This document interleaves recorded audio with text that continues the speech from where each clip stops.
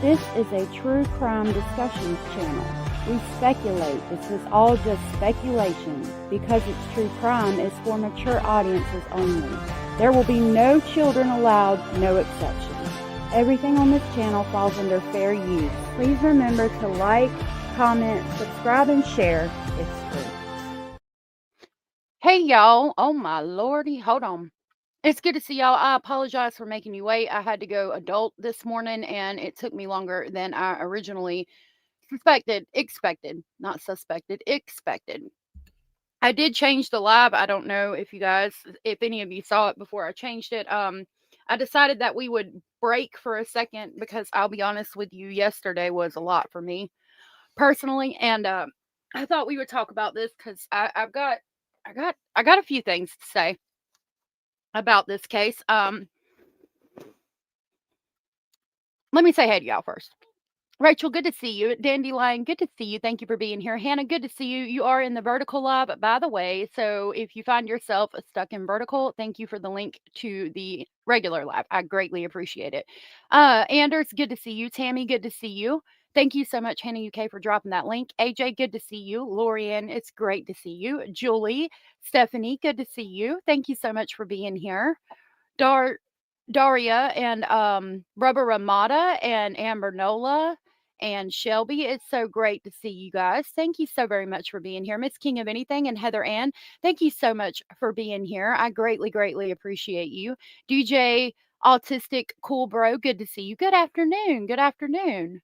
So glad you're here. Orange Rose, good to see you. One sunny day and Salty Sleuth. It's great to see y'all. Thank you so very much for being here. Real Pocahontas, good to see you and thank you for being here. Shraddha, good to see you. Thank you for being here. And Jenny Jane, good to see you. Cindy from sunny South Florida, good to see you. Good to see you. Thank you so much for being here. AJ just became a member. Thank you so much for that. Locked and Loaded, good to see you. Good morning. Good morning. AJ, thank you so very much for becoming a member. I greatly, greatly appreciate the support. And I hope you like the videos you now have access to. I do apologize for not putting out any member videos lately. As you know, we're trying to move, so I haven't had a lot to talk about. I'm going to work on that. I'm going to see if I can find you guys a video or something to talk about. But anyway, I greatly, greatly appreciate the support, and I will grab the crazy train to pick you up on the way to Speculation Station. Thank you so very much, AJ.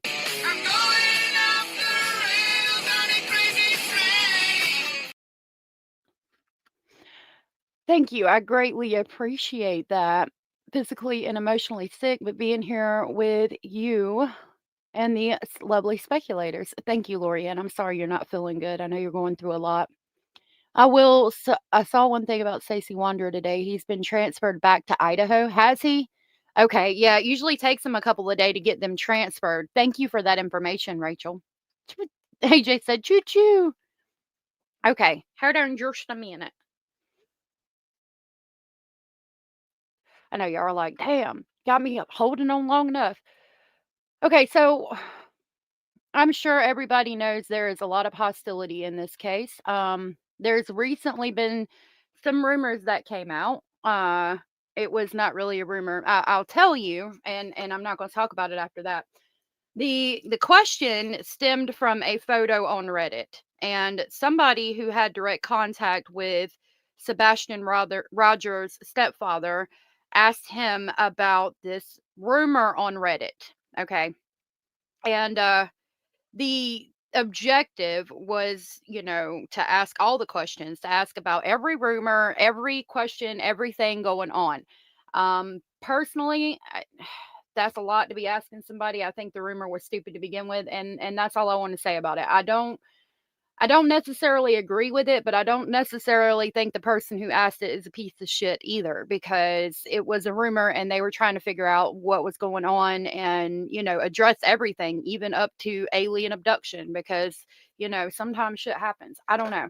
That's all I know about that. I do not want the rumor spoken about in my chat.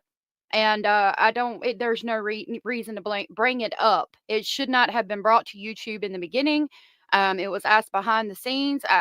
That's disgusting, and I don't think that we should bring it up. Second, in my chat, we're not going to say that Chris Proudfoot's guilty, and we're also not going to say that Seth Rogers is guilty. Okay, And the reason why is because I've never experienced the heartache, or I couldn't even begin to fathom the words, adjectives to describe what these people are going through. They're missing their children, et cetera, et cetera. I will never condone somebody for their actions, or saying things or suspicions when a child is missing, because I'm going to tell y'all, I would be probably saying all kinds of craziness if I wasn't in a mental institution. That is a horrific nightmare that nobody should have to deal with. So I'm not gonna make it personal, except for when he gets personal. Okay. But I don't want any attacking of parents going on, because, again, unless you've been in that situation, you will never understand what that's like. So I don't care what they've said. I don't care what they've done. I don't want to talk about it. I cannot tell you again that I would not be saying some crazy off the wall shit if my child was missing, not saying that they have. So just please be respectful. I don't agree with tactics either, but again, I can't. If my child was missing, I don't know what I would do, honestly. I really don't. If I was even on the internet at all, I might be locked up licking, strawberry wallpaper. I don't know. So, um, you can ask questions based on facts. All I'm asking is that you don't ask about what was said in truth chat, and you don't say Chris did it, Katie did it, Seth did it. That's all I ask. Um, Not the parents' tactics. Okay, others' tactics. Yeah. Yes, you can ask questions on facts. This is what I see. Kim, good to see you. Um, yes, Maddie Soto and Sebastian Rogers went missing, I think on the same day, maybe a day apart. Now, this live, let's get up to date. Okay, Sebastian Rod I have him in my video. I make sure to put him in there every single. I got to remake the video, but I've been so busy this morning. Hold on.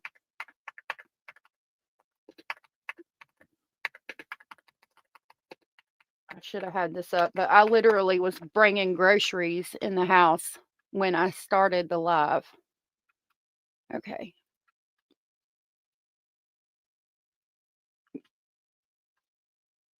I don't think you wouldn't. I don't think you would accuse them, Salty. I know that you're good. Reported missing on the same day, Monday, February 26th. Thank you. I'm going to remove the chat real quick while we share this. This is the Amber Alert for Sebastian Rogers. There we go. He was 15 at the time. He's a male, white. His hair is brown. His eyes are brown. He was 5'5" at the time he went missing. He was 120 pounds. His NCIC number is M7577530007. He is missing from Sumner County, Tennessee, from February 26th of 2024. This was the Amber Alert issued from the Sumner County Sheriff's Office. I found that interesting, and we'll talk about that in a minute. An Amber Alert has been issued on behalf of Sumner County Sheriff's Office for Sebastian Wayne Drake Rogers. Sebastian is a 15-year-old white male, 5 foot 5 inches tall, 120 pounds, with brown hair and brown eyes. Sebastian was last seen on February 26th of 2024 in the area of Stafford Court in Hendersonville, Tennessee. Sebastian was last seen wearing a black sweatshirt, black sweatpants, and glasses. Sebastian has a medical condition that may impair his ability to return safely without assistance. If you have seen Sebastian or have information regarding his whereabouts, please contact the Sumner County Emergency Communications Center at 615-451-3838 or the TBI at 1-800-TBI-FIND. There are some more pictures. It was a black long sleeve t-shirt and the Adidas style pants that he was last seen in, because I remember putting that video out a long, long time ago. It is very sad. Hey, Chucka. Thank you, Salty. Tammy said, when parents are in horrible situations, they do things that make sense to them. It might not be our choices, but they carry on the best they can. Exactly. I agree with that. Now, Sebastian went missing,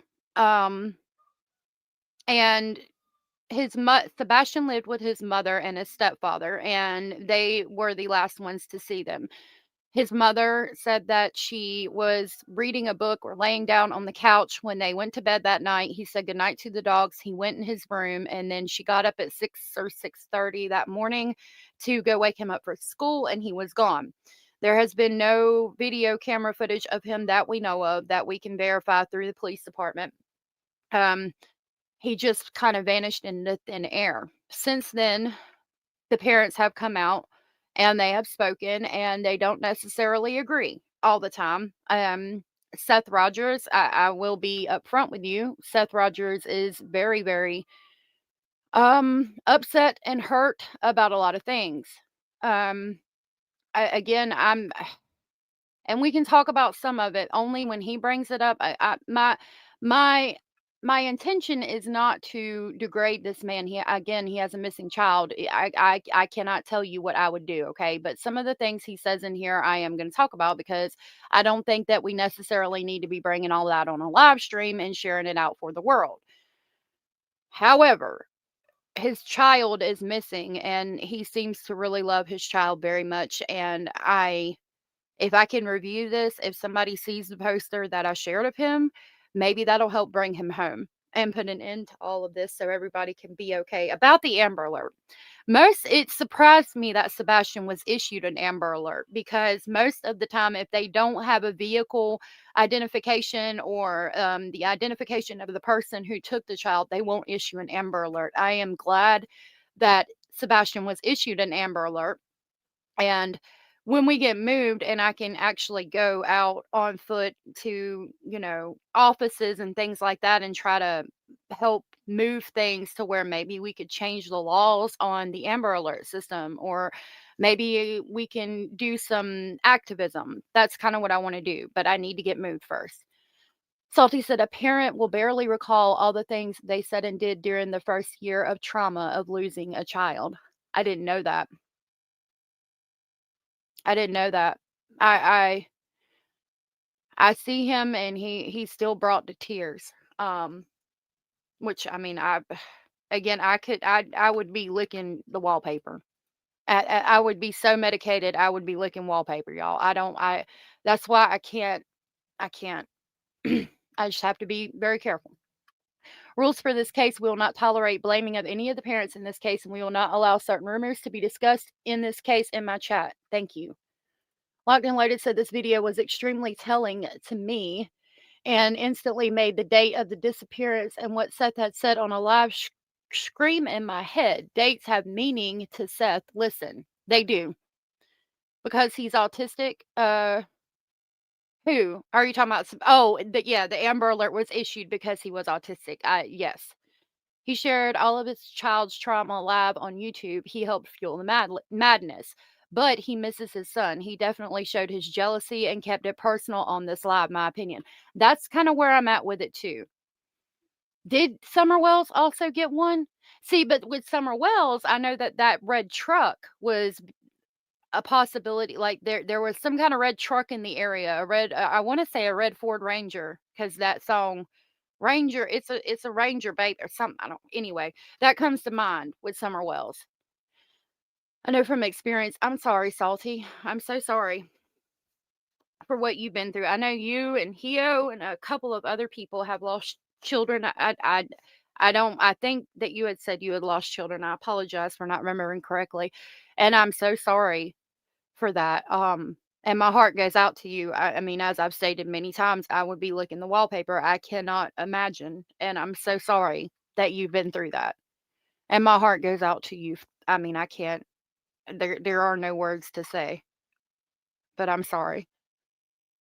Texas Gal, good to see you. So many statements have differing opinions about Seth. I watch you all and am so confused on what to believe. Texas, I watch a lot of different people too, and I get confused as well. Snarky Pants, good to see you. Skibbity Foopa Flap, good to see you. Yes, the red truck, yep.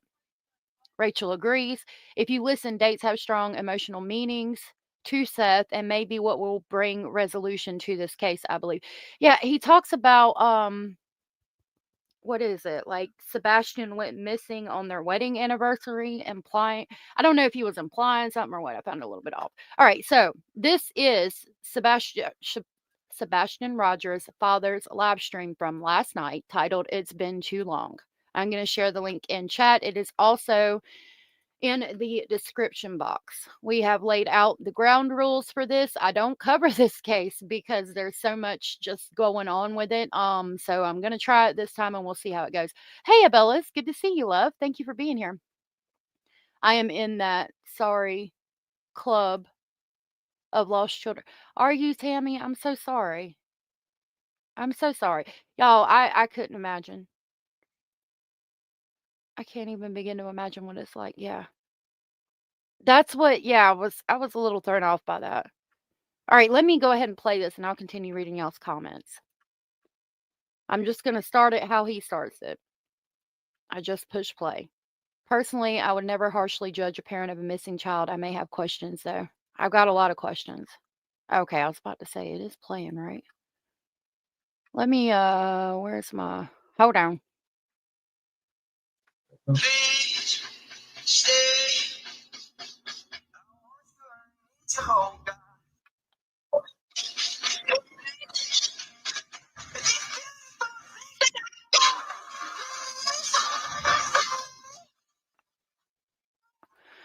So he starts out playing that song, Please Don't Take These Beautiful Things That I've Got. And it makes me question whether he's talking about just Sebastian or Sebastian and Katie because he references Chris and them in this live stream.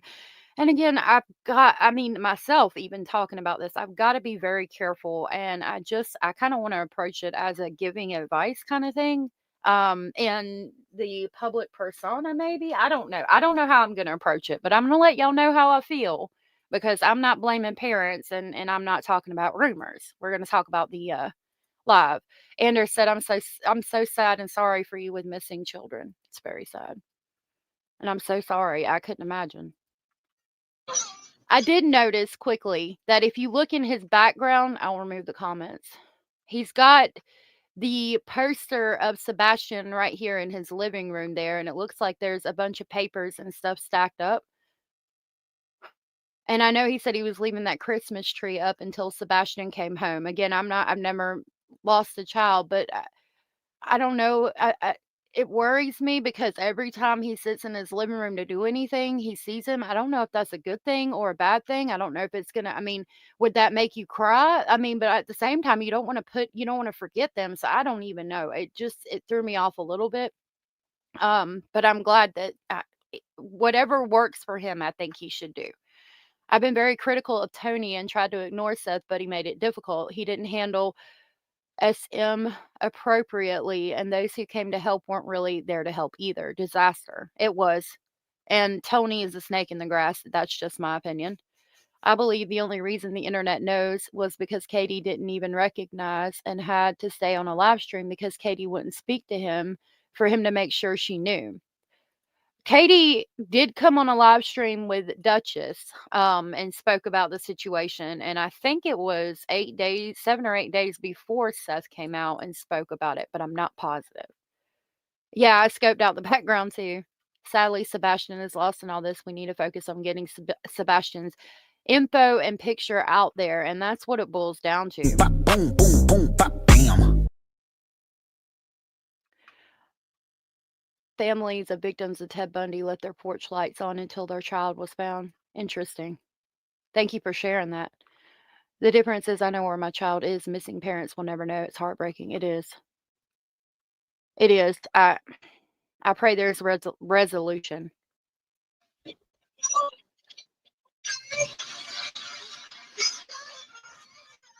February 26th of 2024 is 26th or 27th. Hold on.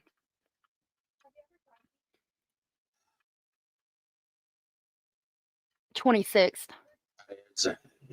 How's everybody doing this evening? Hope everybody's doing fine. Sometimes I wish I could be involved. Revival pointed out that Duchess did invite Seth to be a part of that video and he declined. Thank you for that information. You did go over Sebastian's case yesterday. That's awesome. I'm glad you did that because that's what's important is sharing his picture and getting that information out here and keeping it out here. That is what is important. But I mean, I noticed there appear I think this is a picture of Sebastian down here in the corner, but I didn't see him share the photo or anything. I'm not trying to be critical.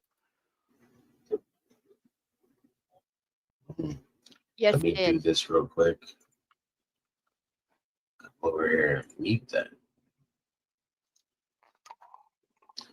Everybody can hear me fine?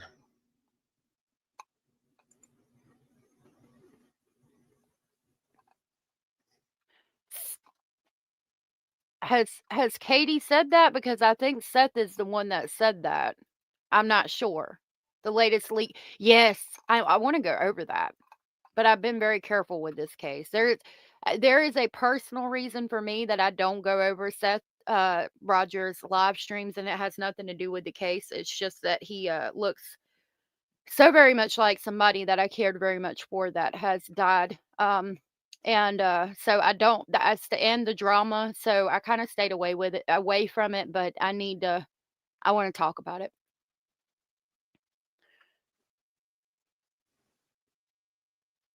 That's good.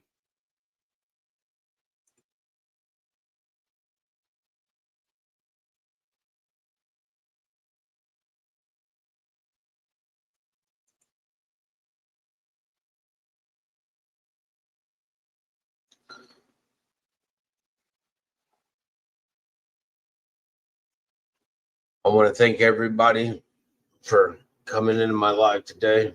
There's been some things going on. There's been a lot of horrible things going on YouTube as of late. Some despicable things. Some of the stuff I'm not even going to address. It's disgusting.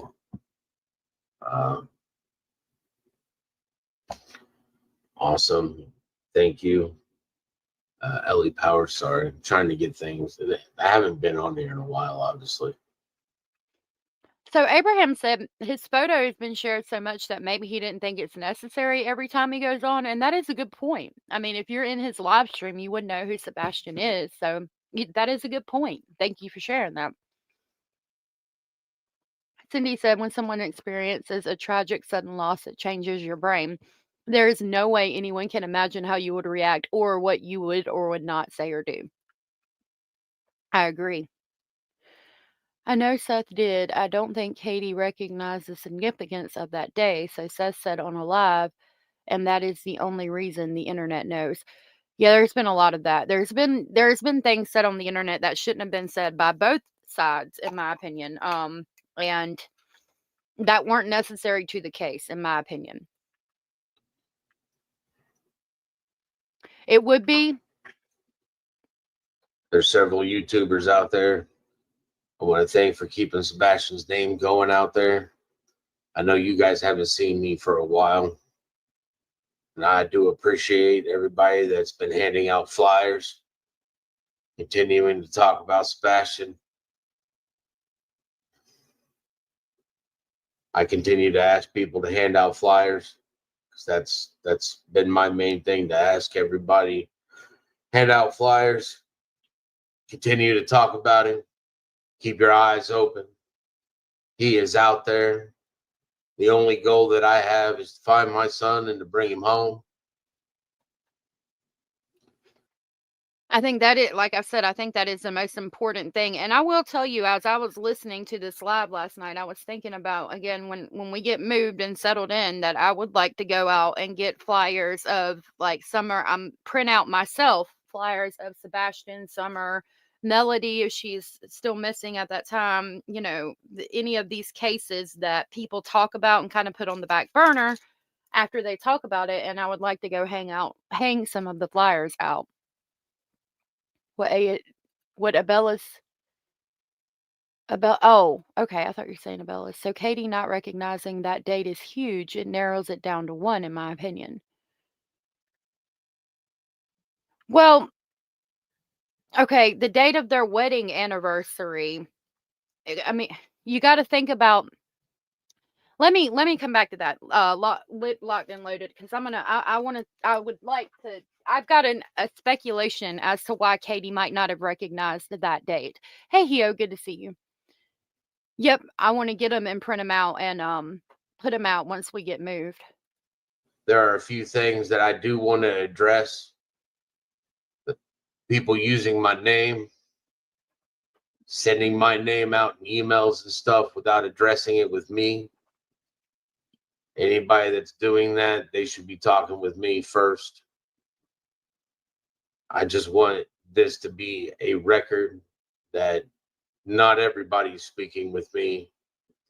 People using my son's name to be a promotion to do something, if they are not speaking with me or my son's mother, and prefer they're speaking with both of us, or if they're doing some type of event that they are having either Katie Lynn Proudfoot or me, Seth Rogers, at the event to make sure that it is properly done. Now, at this moment, I had hope because I said, okay, now he's recognizing that you need to speak to Katie or him to set things up. But, like, I had hope for a second. I was like, oh, this is good. This sounds good. Good, great. We're recognizing that either Katie or him could set everything up about doing events and things in Sebastian's name. If there are people out there doing events, selling merchandise without talking to one of the parents, or if you're selling merchandise and then keeping the money for yourself or whatever, that's just sick, and you should not do that. I don't recall Monkey's mom having a picture on that live we reviewed. Yes, she did. She did, Abraham. Remember, when she was crying, she held up the picture and she said, "Help me find my where's Michael?" And she was showing the picture. You remember? Just because they don't have a pic of their child on their live doesn't mean anything. Well, Real Pocahontas, I found it because he says to share out the photos and missing posters of Sebastian, but then Abraham pointed out that maybe he didn't feel like it was necessary in every single live stream to share it out. He does talk about sharing it out, and if you're at his channel, you know that Sebastian is missing, so I can see it from both sides. He did come in civil. If Katie doesn't remember the date, it's very common. Your brain overrides the memory to help the mind cope. I couldn't tell you what day my baby died until I looked at his death certificate. Yeah, and I don't her not remembering their wedding anniversary or remembering that that's their wedding anniversary. I think I mean I'll tell you, he's going to show you some things, and it tells me there's some trauma about Seth and Katie being together and their relationship specifically that she might not want to address. So she might not have remembered the wedding date, or even if she did, she might not have said it out loud. We don't know necessarily what her brain remembers, you know. He might not, Rachel. He might not. When I say properly, that we're there to make sure that it is being done, that it's probably not an official type of thing. If people are going to be doing that sort of stuff, please make sure that you're obeying by the laws. You know, I'm not up for any type of vandalism, violence, or any of that sort of stuff. No trespassing, no impeding people's way to their work, no trespassing on people's property. He shouldn't have to say this, y'all. I mean, if you're an adult out here doing things, you should be able to adult enough to know not to do this shit. Not interfering with people getting to work, not violating people's spaces, not trespassing on their property. Like, that should I be a heard given. something about somebody doing something on Sebastian's birthday. I He have might not not. been made aware of this. I don't know if Katie has been made aware of this. Hey, But whatever you're doing, please do really? not be harassing Chris and Katie at their house. Even if it is true that I heard that they don't even live there anymore and they have somebody else living there, do not be harassing Chris and Katie's neighbors. Yes, Sebastian resided there, but he also resided here. People drive up and down this take pictures of my house. I've had people come to my house. You come here and you ask for flyers and stuff, and I will give them to you. I do not have a problem with that. Chris does have a problem with people coming to his house. Chris has a problem with that. Katie has a problem with that. I do not have a problem with people coming to ask me for flyers and stuff. I have no. And I appreciate him for being willing to give out flyers and telling people not to go to Chris's house if that's not something they condone, and for being there to give out flyers. I mean, that is important. Locked and Loaded says she didn't care about her divorce date. That was long gone. Seth had to remind her on a live because she won't talk to him and she didn't care and missed, in my opinion. I missed that live where, so you're telling me she kind of can't, she didn't remember the date that he went missing. I would think that's a trauma response. But I didn't know that. So thank you for that information. I mean, I can see it both ways. I can see it being a trauma response and I can see it being something suspicious. I can understand why people would see it that way. And just so you know, I'm an open chat. If you disagree with me, please share why you disagree with me. I would love to know. You never know when you could change somebody's mind by sharing your point of view. You had to get help, started streaming. I'm curious as to what happened, really. Cara, good to see you. Just wanted to stop by and say, hey, been sick, dealing with real life. Hope everyone is well. Hope you're well. Seth doesn't make eye contact either. I'm a mama of an autistic kiddo. Is that the autism? You watched it live last night, DJ? DJ, you're in the vertical live. If you want to chat with everybody, you can come over to the other side or you can hang out there. That's up to you. The same day we learned they were missing, very different outcomes. I did too. And then it became a bunch of drama over here. So I kind of walked away. Plus, as I stated, Seth looks so much like somebody I loved very much, and that has since passed away. And maybe one day I'll share that story with you. But for a long time, I couldn't even look at it. It's just that there's a lot of things in my life that I'm not ready to unpack, and that's one of them. Abraham said he does it so that people can turn things around and say he's encouraging that behavior. It's a good thing he does, in my opinion. Okay. I watched the lives with the parents. Seth always showed his jealousy. I'm lurking. Good to see you, Parabola. No. Okay, sorry. The date of when she filed. Okay, thank you for that. I'm sorry I misunderstood. Yeah, it was a lot. Speaking on he first started streaming about Sebastian, it seems his help is not there. Yes, thank you for pointing that out. Usually there is somebody on the stream with him helping him stream, and they were not there this time. And I find that interesting because if you know about the things going on in the background with the court cases and the court case was lost, and evidently, supposedly, allegedly, there might have to be money owed and paid out to people. And I think it's bullshit that all these people who wanted to stand beside him in the beginning aren't standing beside him now, aren't up here on the stream with him. I will be honest, that's fucked up. Y'all wanted to start this whole lawsuit and all the bullshit, and then you're going to leave this man standing, holding the bag at the end. I don't agree with that. CM Wilkins, good to see you. No Tony either, yep. All right, let me hush and play this. I talk too much. No problem with that. I have no problem with people looking for my son. I want my son found. I can only speak for myself. I do not speak for anybody else. Let it be clear. I want my son found. I speak for myself. I have flyers if people need them, and I have no problem handing flyers to people to spread that at all. I get that. And Abraham said make eye contact with who? Please remember that these people are looking into a camera, not an actual physical person. That eye contact issue isn't being fairly placed in context. My thing, what I'm thinking, like, okay, when I come on, I haven't come on camera yet, but when I come on camera, and I'll maybe we can revisit it then, and I'll let you know what I think. But for me, even now, when I'm streaming and I look at the chat and I see you guys talking to me, it feels like you're watching me. Okay.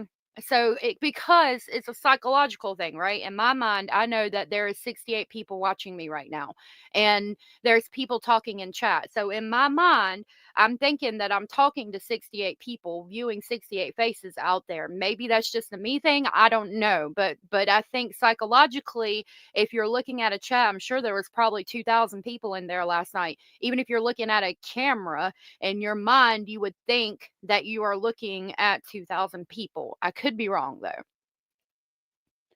Opal, side note, Stacey Wanderer was extradited to Idaho. Yes, he was.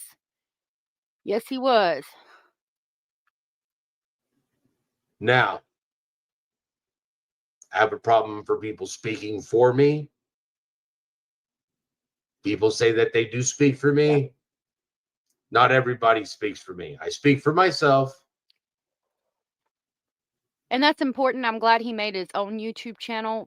The parents of missing children, if they want to advocate for their children, I think should make their own channel and come out, because they should all be speaking for themselves. That's just my opinion. There were some emails that were sent for a previous event, an organization. I went to that event. Me and several other people went to that event.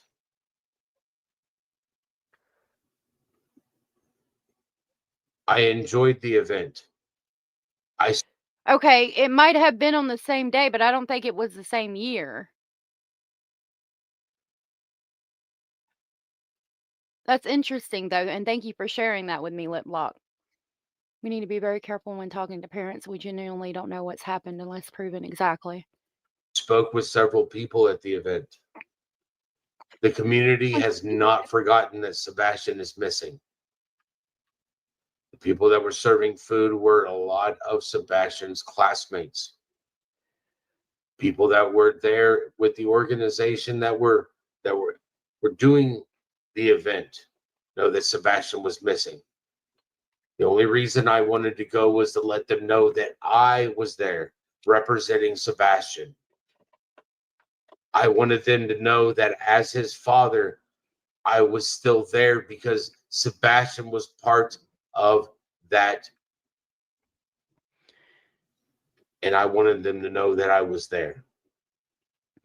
Now, I will say that at this event, I'm glad he was there. I'm glad that a lot of his classmates were there, and it makes me happy to know that he is attending events like this to represent his son, wearing the shirts and passing out the flyers and all the things. I think that is a wonderful thing to do and a great way to be there for him during this time. I'm going to read hello, losers. Good to see you. Okay. I'm gonna read y'all's comment. I'll highlight them and read them so we can hear. And I appreciate the fact that they knew who I was and that Sebastian has not been forgotten. And I appreciate Hendersonville for understanding where I am coming from and that my son is my life. And I appreciate the fact that they know that I was there. And I appreciate them understanding that I felt it when I was walking through there. That's Sebastian's dad. I heard that a lot. And then I heard the conversations that they were having about Sebastian after they saw me. I was there wearing Sebastian's shirts. And I heard them. That's important to keep his face out there. That's what we all need to focus on. Rob, you are in the vertical live. This is Seth Rogers, Sebastian Rogers' father. If you exit out of that live and come to my page, you'll be on the live where everybody's talking. People respond in different ways. A missing child is like never ending grief and loss. I agree. Down in Virginia on my cam, I'm all over the place. Okay. First of all, CP special needs losers. I don't know. I don't know if you are a troll. I mean, I'll entertain trolls as long as they make me laugh and we're not talking about extremely serious things. CP, I don't mind. special needs, I don't mind. But if you're calling special needs people losers, that's a problem for me, because there are a lot of special needs people out there that are not losers. I take that a little personal. You said, "Are you guys accusing me?" I am 95% positive you are not Chris Proudfoot. So, no, I'm not accusing you, Chris Proudfoot, or Katie Proudfoot, but I am about to accuse you of some other things if you come in here acting a fool. And I'll leave that at that. Having conversations about Sebastian. And that is what touched me. Because my son is not here. Yes, there has been an audio leak where the former sheriff states a camera sees Sebastian and Katie come home, and then they saw Sebastian take out the trash, and then nothing. And they did run a thermal imaging scan in the house just to see if maybe he got in a wall or something, and there's nothing. It's like he vanished into thin air. We don't know what happened. Yeah, see, there's a lot of I don't play that shit. I don't play people making fun of special needs. I don't. We're not today. I just don't understand why they haven't taken flyers outside of Rogersville. It's a very, very small town with absolutely nothing, not even a grocery store, no cell signal, like very hills have. I don't know where they've placed flyers at, but yeah, I think they need to come out of there. I'm gonna place them in Arkansas once I get settled into when I move the beginning of December. Hannah says Sebastian Wayne Drake Rogers was last seen February 25th of 2024 in Hendersonville, Tennessee. He was 15 years old at the time, and there have been no sightings since. Thank you. Okay. Now 15 accounts made, definitely a troll. Well, you can be the real Chris, but you're not the real Chris Proudfoot. You can have fun with that too. If you bother me though, I'll kick you out. If you're gonna troll me, make me laugh. Let's not be rude. I have a problem with people in there, in that community. That problem happens to be the sheriff's department. Yep. That problem happens to be the DA's office. These are people, I believe, that are not doing their job the way they should have done their job. Because my son has not been found.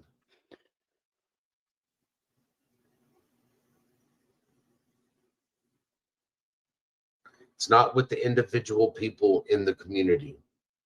I know people in the community know that Sebastian is missing. And I know that they are wanting Sebastian found individually. I would love for the sheriff's department to grow a set and have some responsibility. And I'd like them to actually speak about my son. Not say what they're doing, but actually speak about what they have done. Not what they are doing, but what they have done. Or even come out and speak and state that they are still working on it. But I see, I found that important because if you could say, if we had audio, like the leaked audio, he appeared to be talking to the PI. Well, why, it would have been nice to hear that audio a while back where the, let me, if you guys haven't heard the audio, I can grab it, but it's leaked audio from them talking to Seth's PI, and that's the audio that Salty and I were just referencing. If you haven't heard it, let me know and I'll grab it. And it states, we've done everything. We saw him and Katie come back that night. We saw him take the trash out. We checked the walls with thermal imaging. Like, I wish you could come out and say, this is what we've done. This is where we searched. This is what we've done at the house without jeopardizing the integrity of the case. I feel like this is important. So I'm going to back it up just a little bit. I feel like we could do that, especially with the audio being linked from the PI. Like, if you're telling a PI that, why can't everybody know that? But we're going to continue. It turns, we'll just listen and watch. I would love for the sheriff's department to grow a set and have some responsibility. And I'd like them to actually speak about my Okay. son. not say what they're doing, I don't agree with growing a set. Let's not be antagonizing them, but I wish they would but say what they've actually done. speak about what they have done. Not what they are doing, but what they have done. Or even come out and speak and state that they are still working on it. But instead, they will not even do that. They're keeping it so tight-lipped that it seems that they're not doing anything. And to bring that up, I would like to know why it is that Brandon Carter, the one detective on the case, which I have multiple text messages from this person, states that he is the only detective on the case as of now because they have gotten rid of Tim Bailey because he has retired last year. I would say Salty says Sebastian Rogers was not that mentally challenged. He was very high functioning. If Sebastian left on his own, he was coerced by a trusted friend. And just to let you know, my thought process has been the same from the very beginning. I think that Sebastian was somehow talking to people on the internet or somebody else, maybe in the neighborhood, because they reference how he wanted friends. And I think somebody thinking about him being barefoot. When do I go outside barefoot? Well, the only time I go outside barefoot if I'm going to grab the charger out of the truck or, something just real quick. I think I'm going outside real quick, coming back in. For him to go outside barefoot, I think he thought he was just running outside real quick to grab something and then coming right back in. And instead of grabbing whatever it is, maybe a game, maybe someone coerced him with, oh, I got a Minecraft code I'll give you that'll get you all of the money in Minecraft or something, I don't know what, but something enticed him that somebody offered him. I think this is just my speculation. He went outside to get whatever said item was, maybe a gold Pokemon card. I mean, pick your choice, make your choice. I don't care, whatever, something. And instead of him grabbing it and running right back inside before mom found out or anybody found out he was meeting somebody to grab something, they grabbed him. That is a funny pause. Pause game on point. Now, this stuff, some of it I think he should be talking to the sheriff's department with. However, we did see him recently on video sitting outside of the sheriff's office protesting, and that's about all he can do. I don't know that we should necessarily share all of that with the internet, but um I don't know. I mean, to be fair, he has tried to share it with them, and I don't know how far he got. Never put any more people on the case, but I have multiple text Yeah. messages stating that he's busy in court on other cases, which state that he is not even only working on Sebastian's case. He is just a detective that is working on Sebastian's case, which means he is a detective with multiple cases, and Sebastian is just one of the cases that he is on. And Now, I can see both sides of this, okay? To be fair, I've stated many times, I will never understand how you can tell me if somebody that lives on a desert island that's had no contact with outside world for 200 years has a pimple on their butt under their freaking loincloth. Okay, you can tell me if that person's got a pimple on their freaking butt, okay? But you can't tell me where these children disappeared to. I'll never understand that. I don't understand how we have all this technology, yet all these children keep disappearing and we don't know a fucking thing, especially in a neighborhood like that. One. Two, I could not fathom being the parent of a missing child. I don't know what the sheriff's department is supposed to do. Like, yeah, they have other cases. Maybe they need more detectives. I don't know. I would be frustrated to know that the detective was not working solely on my child's case. But the sheriff's department also has other cases they have to work on. So I definitely get both sides. Yeah, it was, I think they're gone. Somebody might have blocked them. I don't know. The canine ran to the pond. You can access the pond from behind Sebastian's neighborhood. Yep, you're right. You're right. That's what my dad was doing when he knocked himself unconscious. Frightened the shit out of me. Oh my goodness. Queen of Hearts, good to see you. I think that there are too many things put into the disappearance story that are to get law enforcement and us nitpicking that while the truth is things haven't been confirmed. You have a point, yeah. They collected cameras from Stafford Court and Kellen.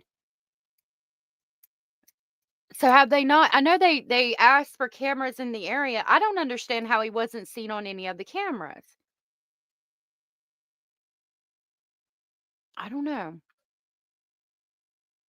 Let me pull up. Does not even have the integrity to tell the truth.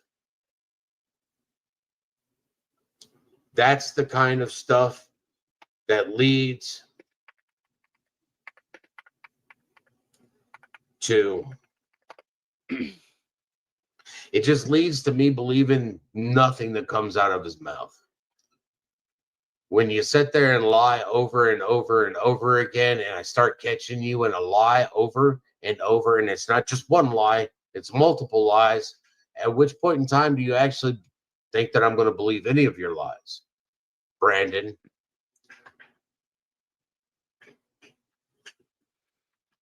Somebody in law enforcement, you're supposed to represent the badge does not represent you. It was too dark. Catch Okay. you in too many lies, you're I just a don't know why I criminal. couldn't see. You're just the person that uses the badge to get whatever you want, which makes you just about as useful as a holy blanket. I would be frustrated if the detective had lied to me too, but I can see both sides because he has come out here and said a lot of things that I think he wasn't supposed to say. So I can see why the detective isn't sharing very much, but I can also see how he's frustrated because that's his child. Rob, this is Seth Rogers. You are in the vertical live. You can stay over there, but if you want to talk to everybody, go out of that live and come over to the live on my page. He got a 60-second timeout, not blocked, just naughty corner. Okay, thank you. On another channel, and he spoke quite a lot of sense. He does usually when I hear him talk. The two streets in the neighborhood, a figure can be seen in one of them. Another shows a vehicle possibly on Kellen. Police say they cleared it. All leaked footage. Yeah, I've seen that. They say that the flashlights in the backyard are actually reflections from a trash truck, which I don't understand how that works, but okay, because it looks like even reflections, it just don't look right to me. And then we have the other figures that was leaked by SF Investigates, and he said he's checked that source and it wasn't it. So I don't know. No shoes. Katie's story says saw the trash taken out in the video and said it's too blurry to see. All the cameras there are super clear. Strange. It is strange. The reason why my initial is DJ because the first name starts with D. Okay. Thank you for that. Some motion activated cameras don't activate with all motions. You can set proximities. I had to adjust my Halloween wreath because it wasn't capturing any motion for like 2 weeks. Interesting. Hey, Canes.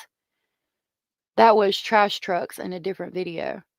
Law enforcement stopped sharing with families who speak out against them. Yeah.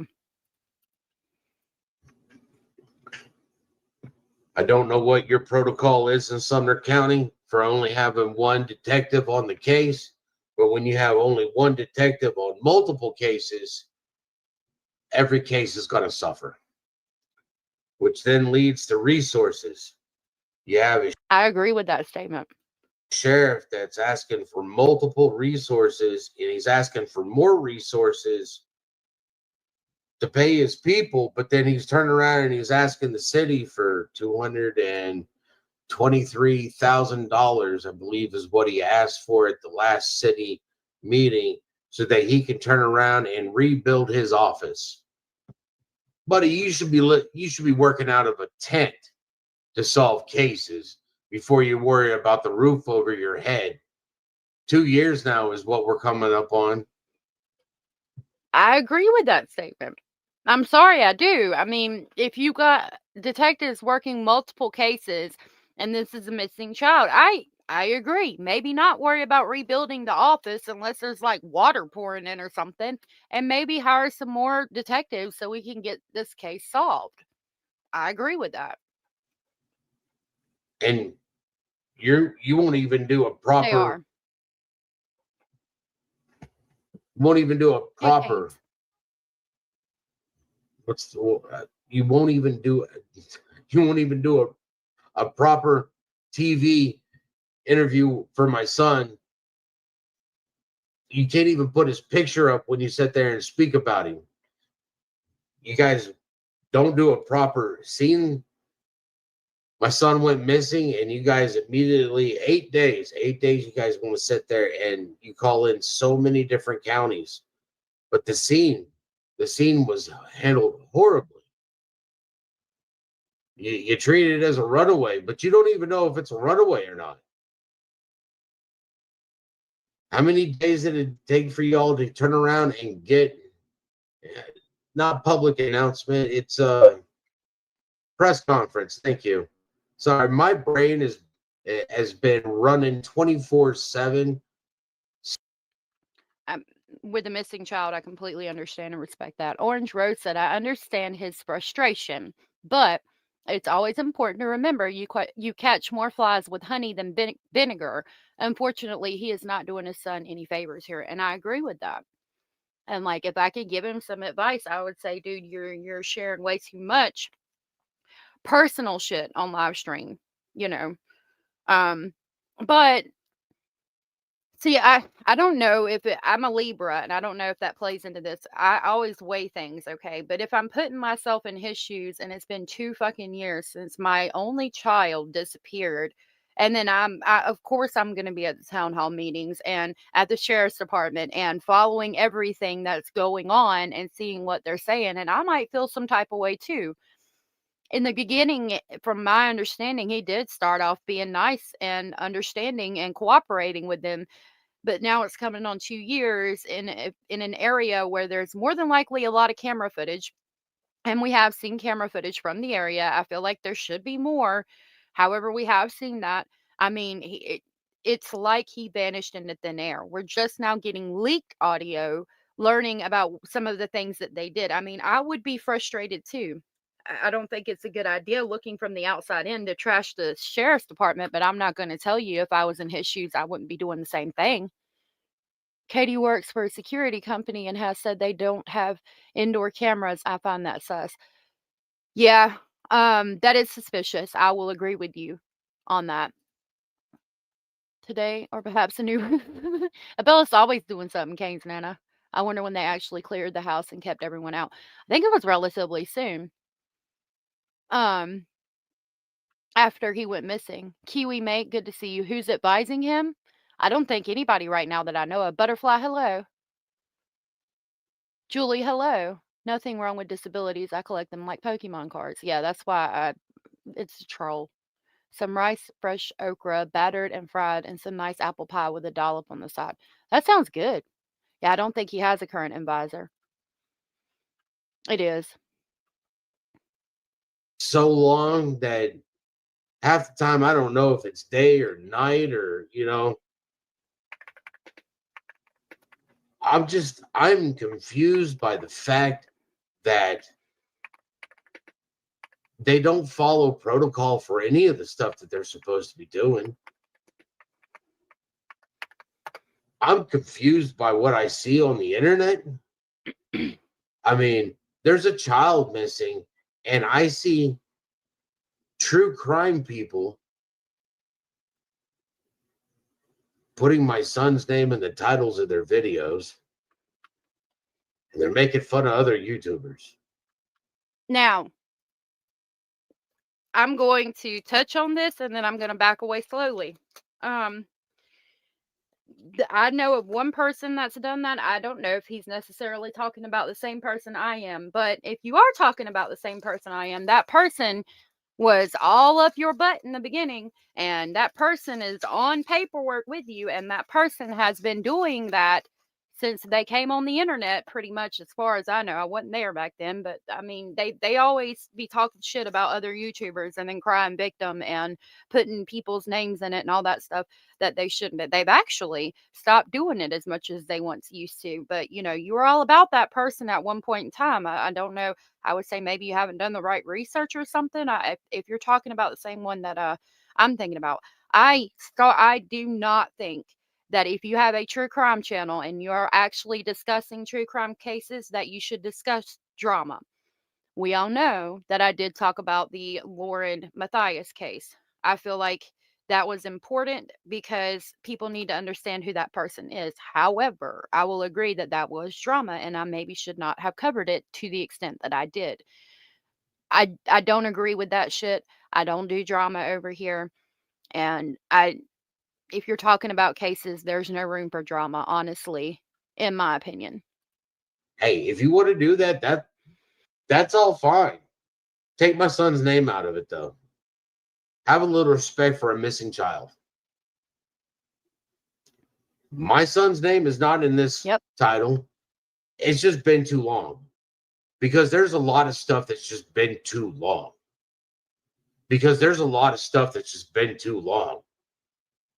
There's just a lot of stuff that's just been too long.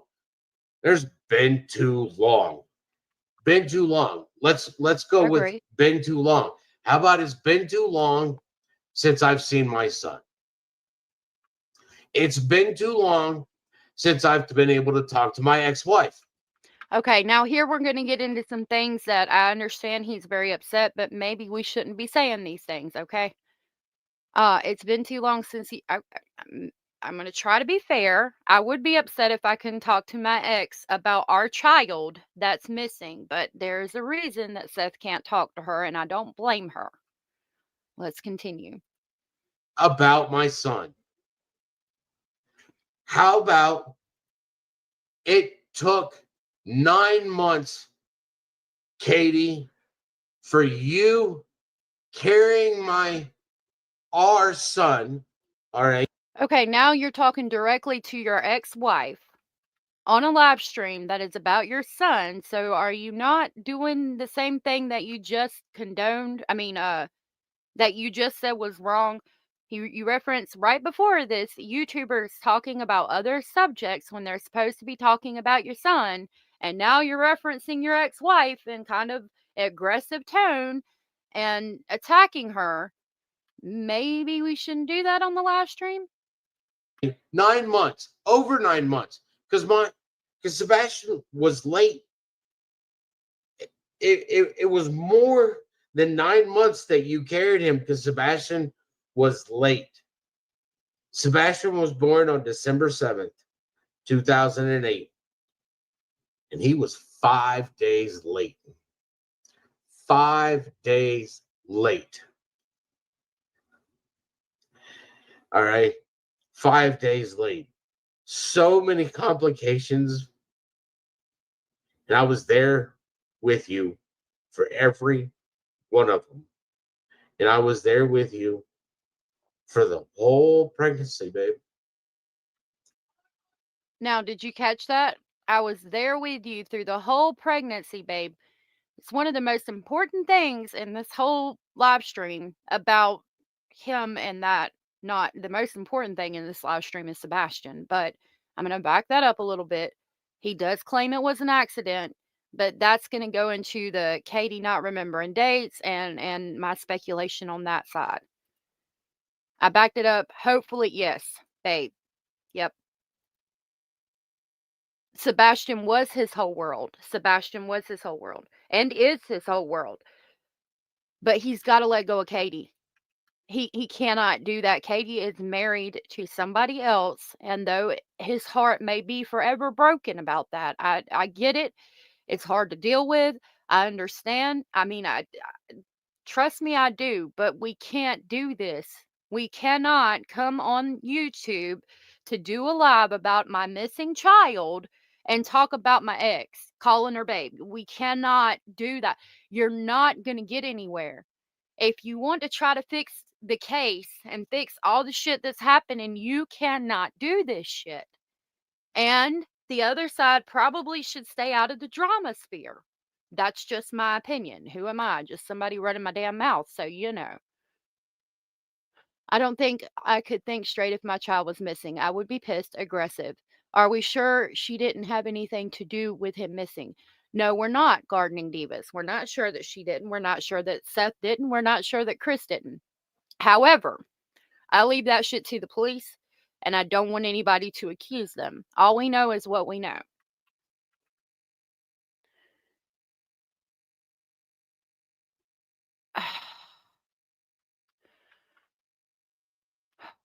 Okay, I backed it up. And I was there with you for every one of them. And I was there with you for the whole pregnancy, babe. And I'm sorry. I shouldn't call you babe. I was there the whole time, Katie. I was there the whole time. You and I created this wonderful being that was gifted to us by God. Yes, at a point in her life that is over now, she's not with you anymore. You've got to stop dwelling on it. I just want to highlight this real quick. CP Special Needs Losers said, "Who's the one with cancer again?" And you all know cancer is a disease, right? You can catch whatever cancer they have. Here's my response, and I got a video for you. I said, stupidity is a disease, and I'm afraid I might catch it from you, dumbass. This is for you, and then we'll get right back on track. If you say anything else again disrespectful, you will be blocked. I can talk proper and I can talk ghetto. Both times you heard what the fuck I said. Okay? That's not what I meant to play. I got one more. Where is it at?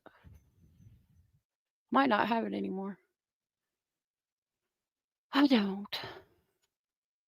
Well, either way, here you go. Look at that crazy bastard. He may not be smart, but he has more fun than all of us combined. Yep. Now, have a nice day.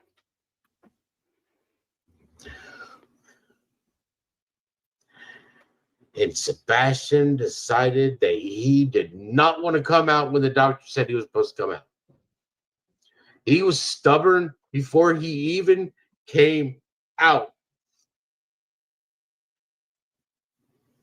It hurts me to see him crying about this and reminiscing on Sebastian. Oh, I mean, I can't say enough. I have no idea what it's like to lose a child and not be able to even go to their gravesite. And it's a lot, right? For anybody. But when you do things like this, people question, because I'm questioning myself right now. Are you focusing solely on Sebastian, as you should be, or are you being upset right now because you are no longer with Katie? Because then the internet has to ask, well, are you genuinely upset about Sebastian, or are you upset about you're not with Katie anymore and it's going to get worse? You couldn't. Okay, well, they're probably blocked. He was like, nah, I'm not going to listen to you. Nope, not going to come out. I'm going to stick around. Came out December 7th, which happens to be my dad's birthday, too. So he comes out December 7th. Pearl Harbor Day. December 7th, my dad's birthday, and we are blessed with this miracle. Sebastian was a miracle. He had chromosomal deletion syndrome and autism. I believe and agree fully that he was a miracle, and God bless you with him. I agree with that.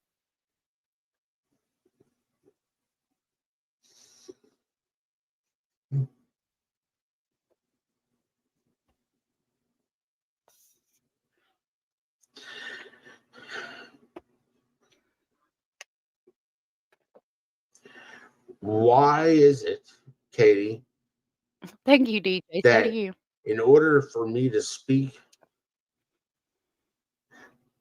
with you, I have to talk to this this thing that you have decided is your husband now. Okay, I think the answer to that is the fact that even just now, when you're talking about her, you referenced her as baby. I think that Katie has decided that while she loved you at one time and you have a child together who you both love very much, she is not with you anymore. And you dwell on the relationship and the nuclear family and the creation of Sebastian and the blessing and everything when she wasn't happy, obviously. So she left the situation. I think over time, if I had to assume or speculate, over time speaking with you about Sebastian, maybe things went always back to, why did you leave me? Why did you, quote unquote, because I don't know, I wasn't there. I didn't see the relations between the adults, but why did you, quote unquote, cheat on me? Again, I wasn't there. I did not see. I do not know. So I'll leave that at that. And why did you break up our nuclear family? How could you do this to me? I mean, nobody, if she was done with the relationship, she doesn't want to be guilt tripped every time she talks to you. So I think now, over time, it had become, I think it would be better if you talk to Chris because he is my husband now, and he can relay messages to me. We can communicate that way. That way, you're not going to accidentally call him baby. You're not going to guilt trip me through him. And we don't have to, it's obviously hurts you to talk to me or think about me and everything that happened. And I'm sure it hurts her to be accused of cheating and being a horrible person and breaking up the nuclear family. So that is a mediator who you can both go between and talk to. I don't think that that was a bad idea. I think that's the best thing she could have done on her part, because I'm sorry, Seth, but you do have a lot of feelings and emotions toward her. And I get it, okay? I do. But I think for everybody's peace of mind, to the extent that it can be with a missing child, that was the best option. Now, Cindy pointed out something just a second ago that I found really interesting and honestly had not even thought about. And I meant to put a star on it. Okay, here it is. Cindy said both can be true at the same time, in my honest opinion. His son going missing may have triggered a lot of unresolved feelings. I agree 100% with that. Bop, boom, boom, boom, bop, bam. It probably did. I think then they also could have been there from beforehand. But I think that what is happening right now is for the best. I think him contacting her through Chris is the best way that things can be, and the way that they need to go about things. Honestly, if this is the first time in over a year since February 26th of 2024 that he's had that slip up, if so, then why question the slip up? Two things can be true. You're right. He hasn't called her baby that I know of in over a year. So you are right. Yeah, I could see that. But I have to ask, is he just said, okay, the baby slip up, yes. That is the first time that I know of. Correct me if I'm wrong. And I'm gonna have to skip some of the comments and just go down because there's a lot. Um, I get that. I can say that, yeah, that is the first time he's called her baby. And yes, I agree. I see your point. Why focus on it so much if that's the first time that it's happened? But the problem is, like Daria said, it's we have to ask, is he just sad that he's no longer has a link to Katie? Because of the past live streams and how he attacks Katie and Chris so much. It seems to me that he is very upset about Katie's relationship and his relationship in the nuclear family. And again, I want to say I understand at the same time. I understand him wanting to be in his son's life every day. I understand the feeling of being cheated on and your wife leaving you. I also understand that through his own mouth, he stated that he babysat Katie at one point. So then I have to question the relationship because you have somebody that's in a position of control, power, or authority over a younger person. I wasn't there. I didn't see. I don't know. And the dynamic where the relationship started to begin with has to be questioned at that point. And these are all things that have just been leaked onto the internet. Um, I'm going to say this, and I don't know if it's the best way to say things. I think Katie leaving the relationship was the best thing for her. Simultaneously, I think Seth being in that relationship was the best thing for him. And I know that doesn't make a lot of sense. Seth is, unless he can find love again, he's never going to get over that relationship and he's going to dwell on it forever. The relationship specifically, I'm not talking about Sebastian in this instance. But Katie, the best thing she ever did was leave the relationship because it was not healthy for her. And she did get with somebody else, and she appears from everything we know that she is happy now. So it's a hard situation, and we should not know about it anyway. It should not have been put on the internet.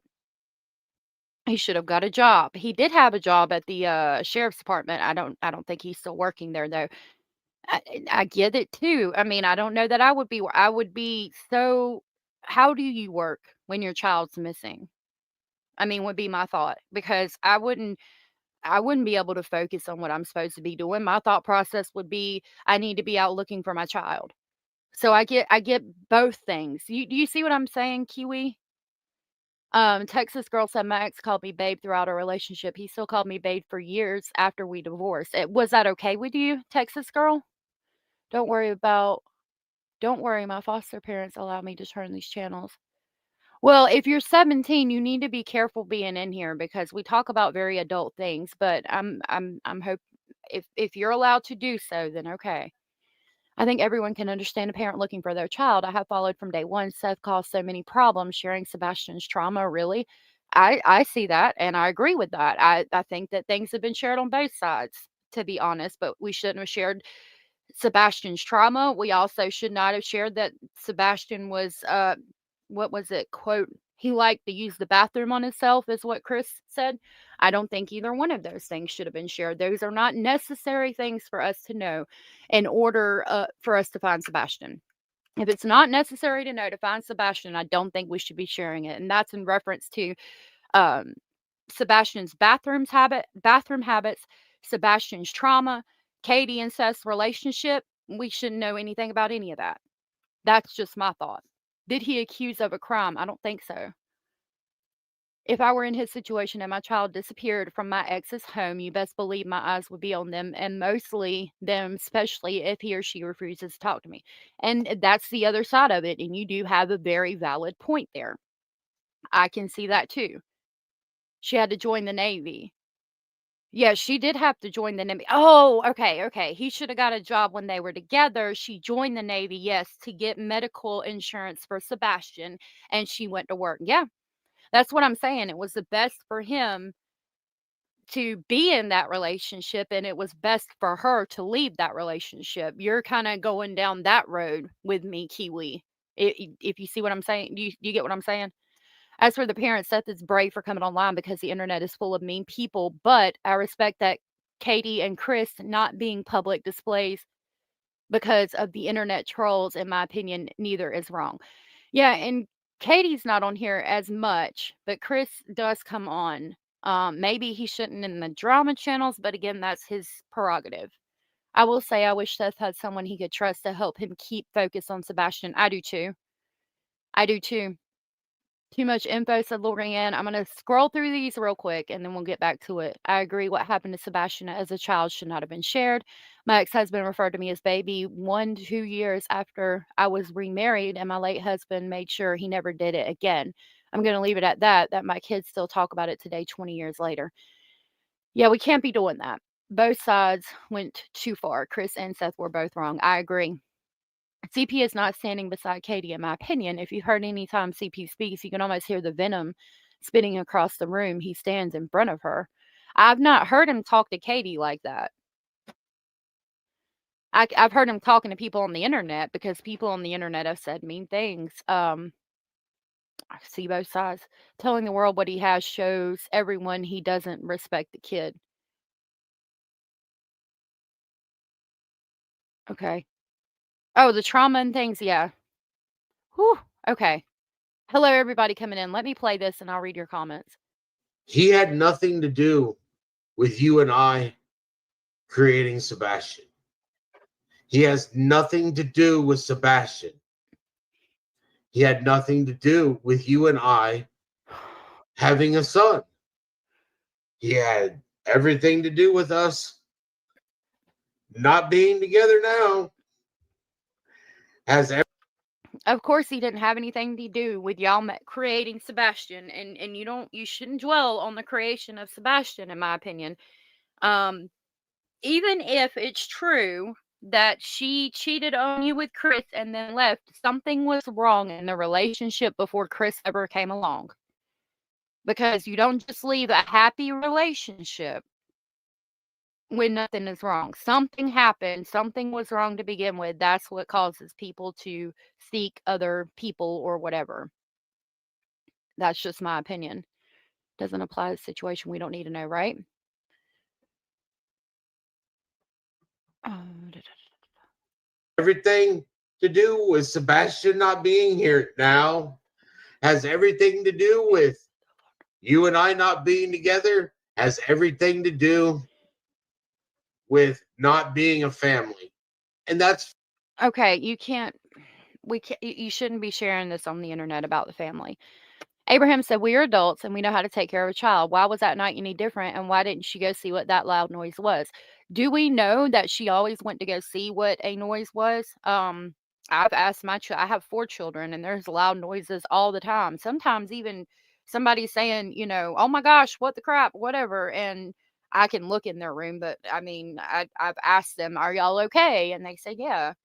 And I move on. I understand that my children do not have the disabilities that Sebastian does, but I don't know necessarily that that night was any different. I don't know that she didn't hear a loud noise from before in there and said, "Hey, are you okay?" And he said, "Yeah," and went to sleep and everything was fine. I don't know necessarily that that night was specifically different. I can't climb stairs, but sure as shit, if I hear a loud noise from upstairs, I'm making my way upstairs one way or another. I don't know. It's disrespectful. She is remarried. Once he caught himself, he should have been corrected. That's just my opinion. I agree. This is his dirty laundry. Yeah, he shouldn't be putting it on the internet. I agree with him. The new partner shouldn't stand in the way of 2 parents trying to find their kid. Based on what I know, he has always showed face and talked about his son. And he has. He has shown face and talked about his son.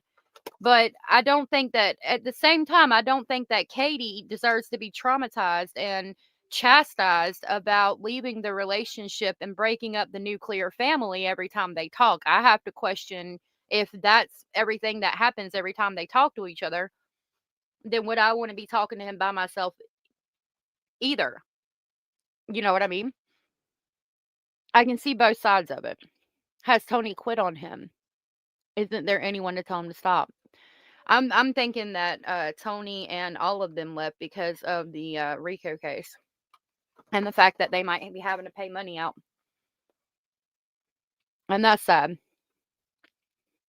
Yes, he is. Tammy, it is my opinion too that Seth is blaming Chris for the destruction of his life. He isn't seeing that he has blame in their breakup as a family.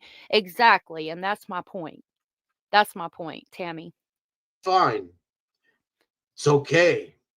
It's okay with him having everything to do with destroying the family that you and I had. That's fine. That's fine. It wasn't just him. She left, and you had a role to play in that too. She would not have left if everything was happy at the house, in my opinion. Mod chat now. I don't think so. Oh, Granny Annie.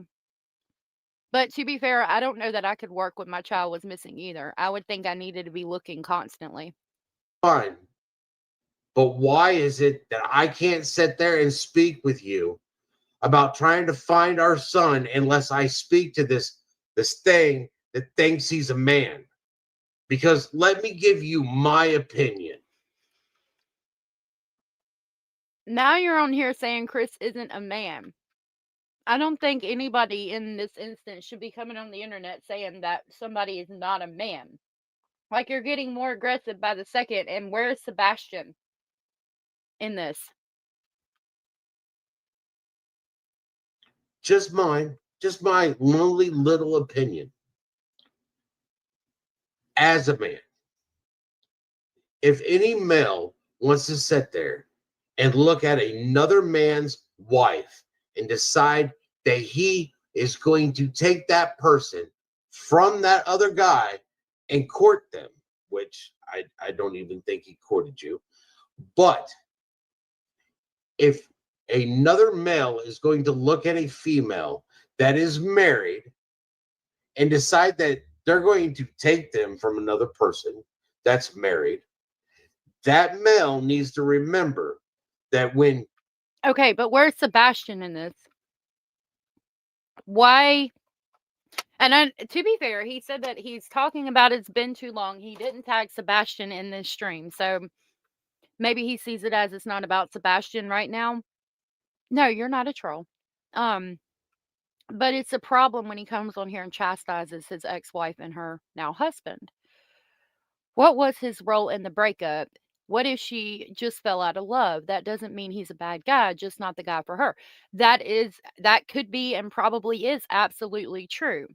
But you don't from what I know, some things that have been said is that in the relationship, first of all, in the divorce proceedings, they talk about Seth. He grabbed him by the throat or something and Sebastian hit his head on the door. I do believe, please correct me if I'm wrong. And Sebastian has a water pocket on his head, and if he hits that water pocket, it could kill him. Seth also didn't get a job. Katie went and worked at the Navy so that Sebastian had the medical insurance that he needed to get the help he needed. Seth stayed at home and didn't work. He also, I don't know if I said this yet or not, it made her uncomfortable that he would walk around naked in front of their son.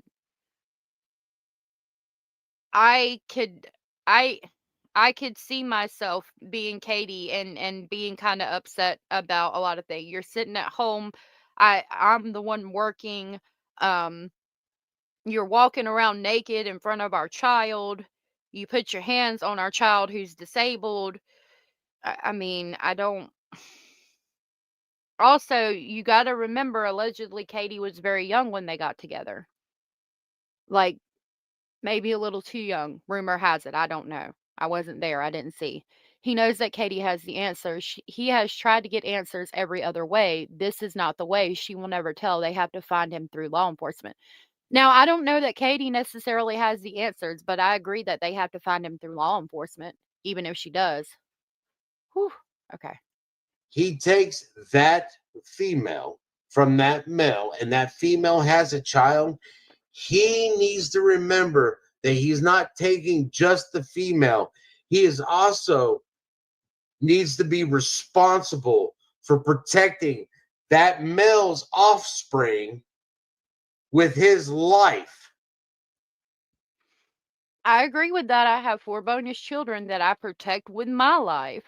But you don't know that he's not protecting Sebastian with his life. Because that offspring is that male's life. And for your whatever you want to call him,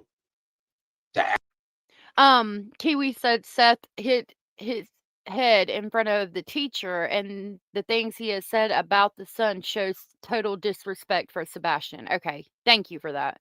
He was trying to make nonprofit ages ago. Free is what he likes, not working. Yeah.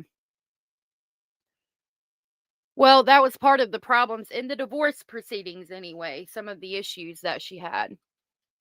It's a sad situation, said Snarky. I feel bad for Seth, but completely understand why Katie would be wary about his real motive when he wants to talk to her about anything. And that's where I'm at with it, Snarky Pants. I agree. ask me that question that he asked, what are you going to do It's if insane. it goes south within 30 minutes of walking through the front door after he quote unquote gets to Memphis as fast as from Memphis to your house? Because And now that would fuck with me. To be fair, that would fuck with me too. If the bonus parent of my child looked at me and said, "What are you going to do if this all goes south?" within 30 minutes of my child missing, I would have some questions. And then you take into consideration that Katie is the last one who saw him. Chris is there. Excuse me. He's already got all this hostility. I mean, I see where Seth is coming from. I just don't agree. But if somebody had asked me, what am I going to do if this all goes south within 30 minutes of me being there trying to locate my son? Yeah, I'm going to have some fucking problems. I'm going to have some fucking issues. Sorry, but I am. It's your property, remember? Ask me, what are you going to do if it goes south? That question alone tells me he's not a man or a father. Because no man or father would ever ask another father, what are you going to do if it goes south? Because no father would ever ask another father what he's going to do. Because a father already knows the answer to that question. No father would ask another father that question because a father knows the answer without ever asking that question.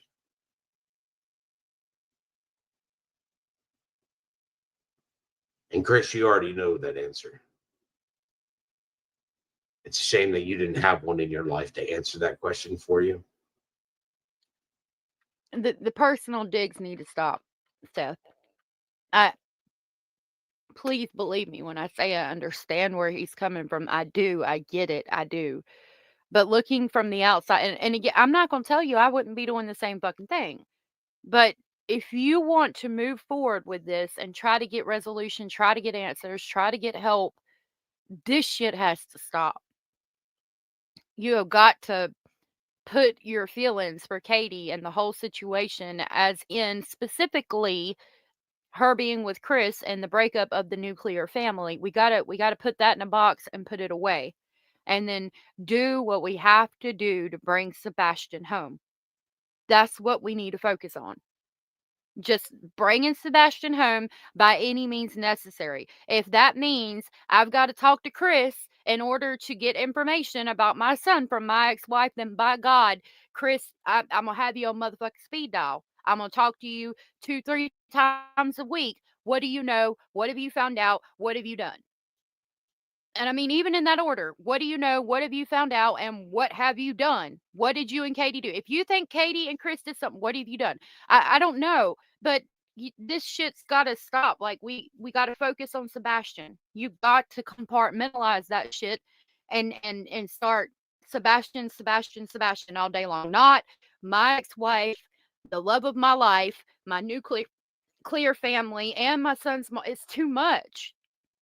Nobody can deal with all that. I don't blame, I get it to an extent.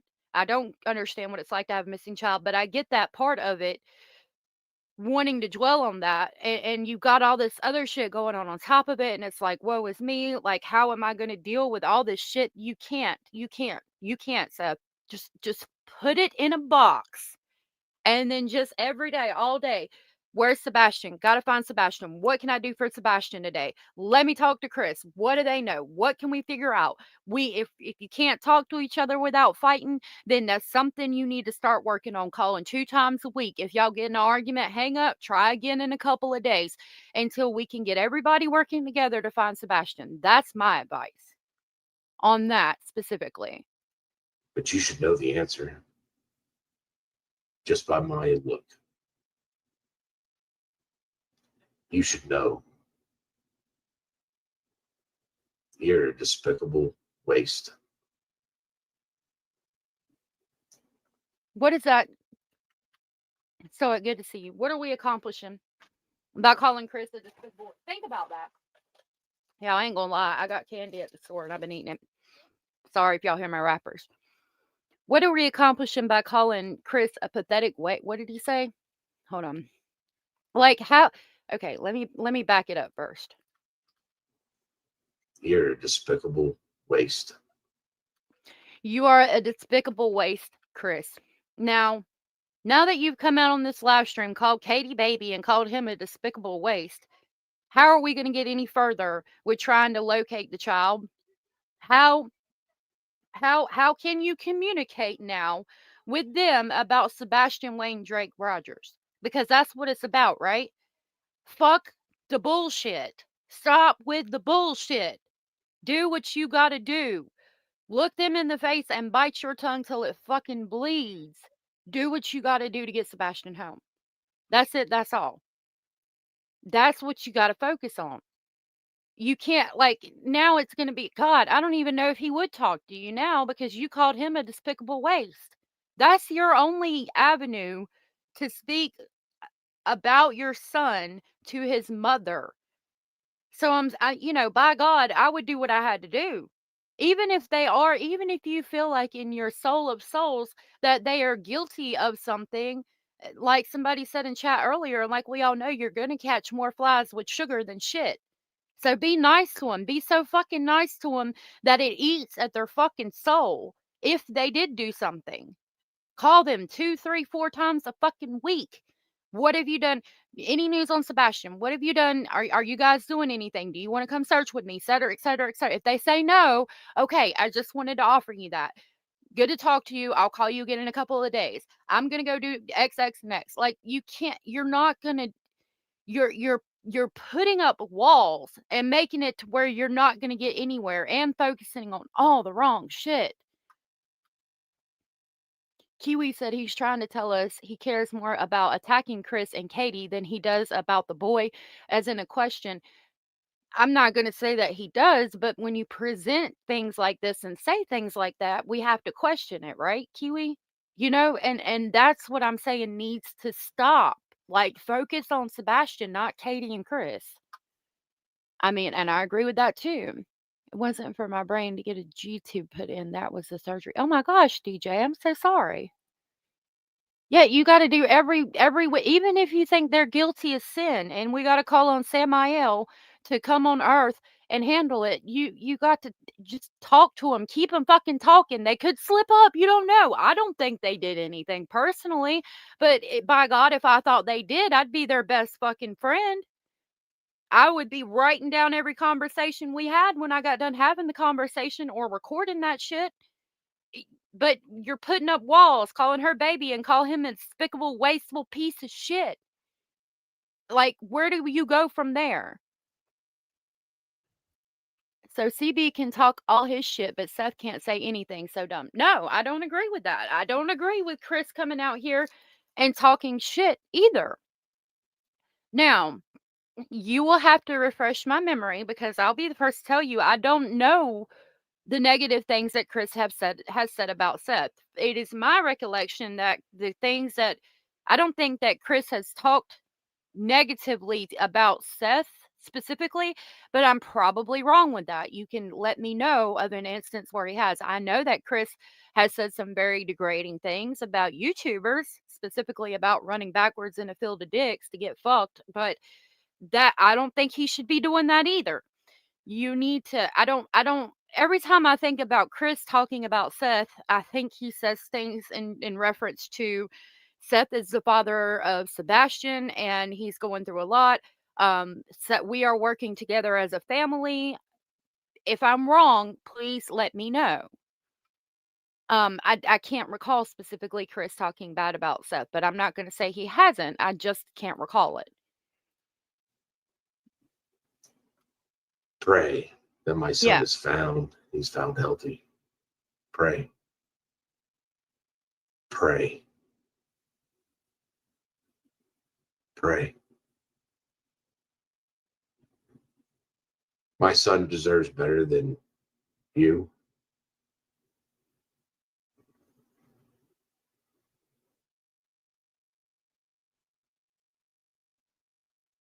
Pray. My son has been failed by CPS. My son has been failed by the sheriff's department. My son has been failed by TBI.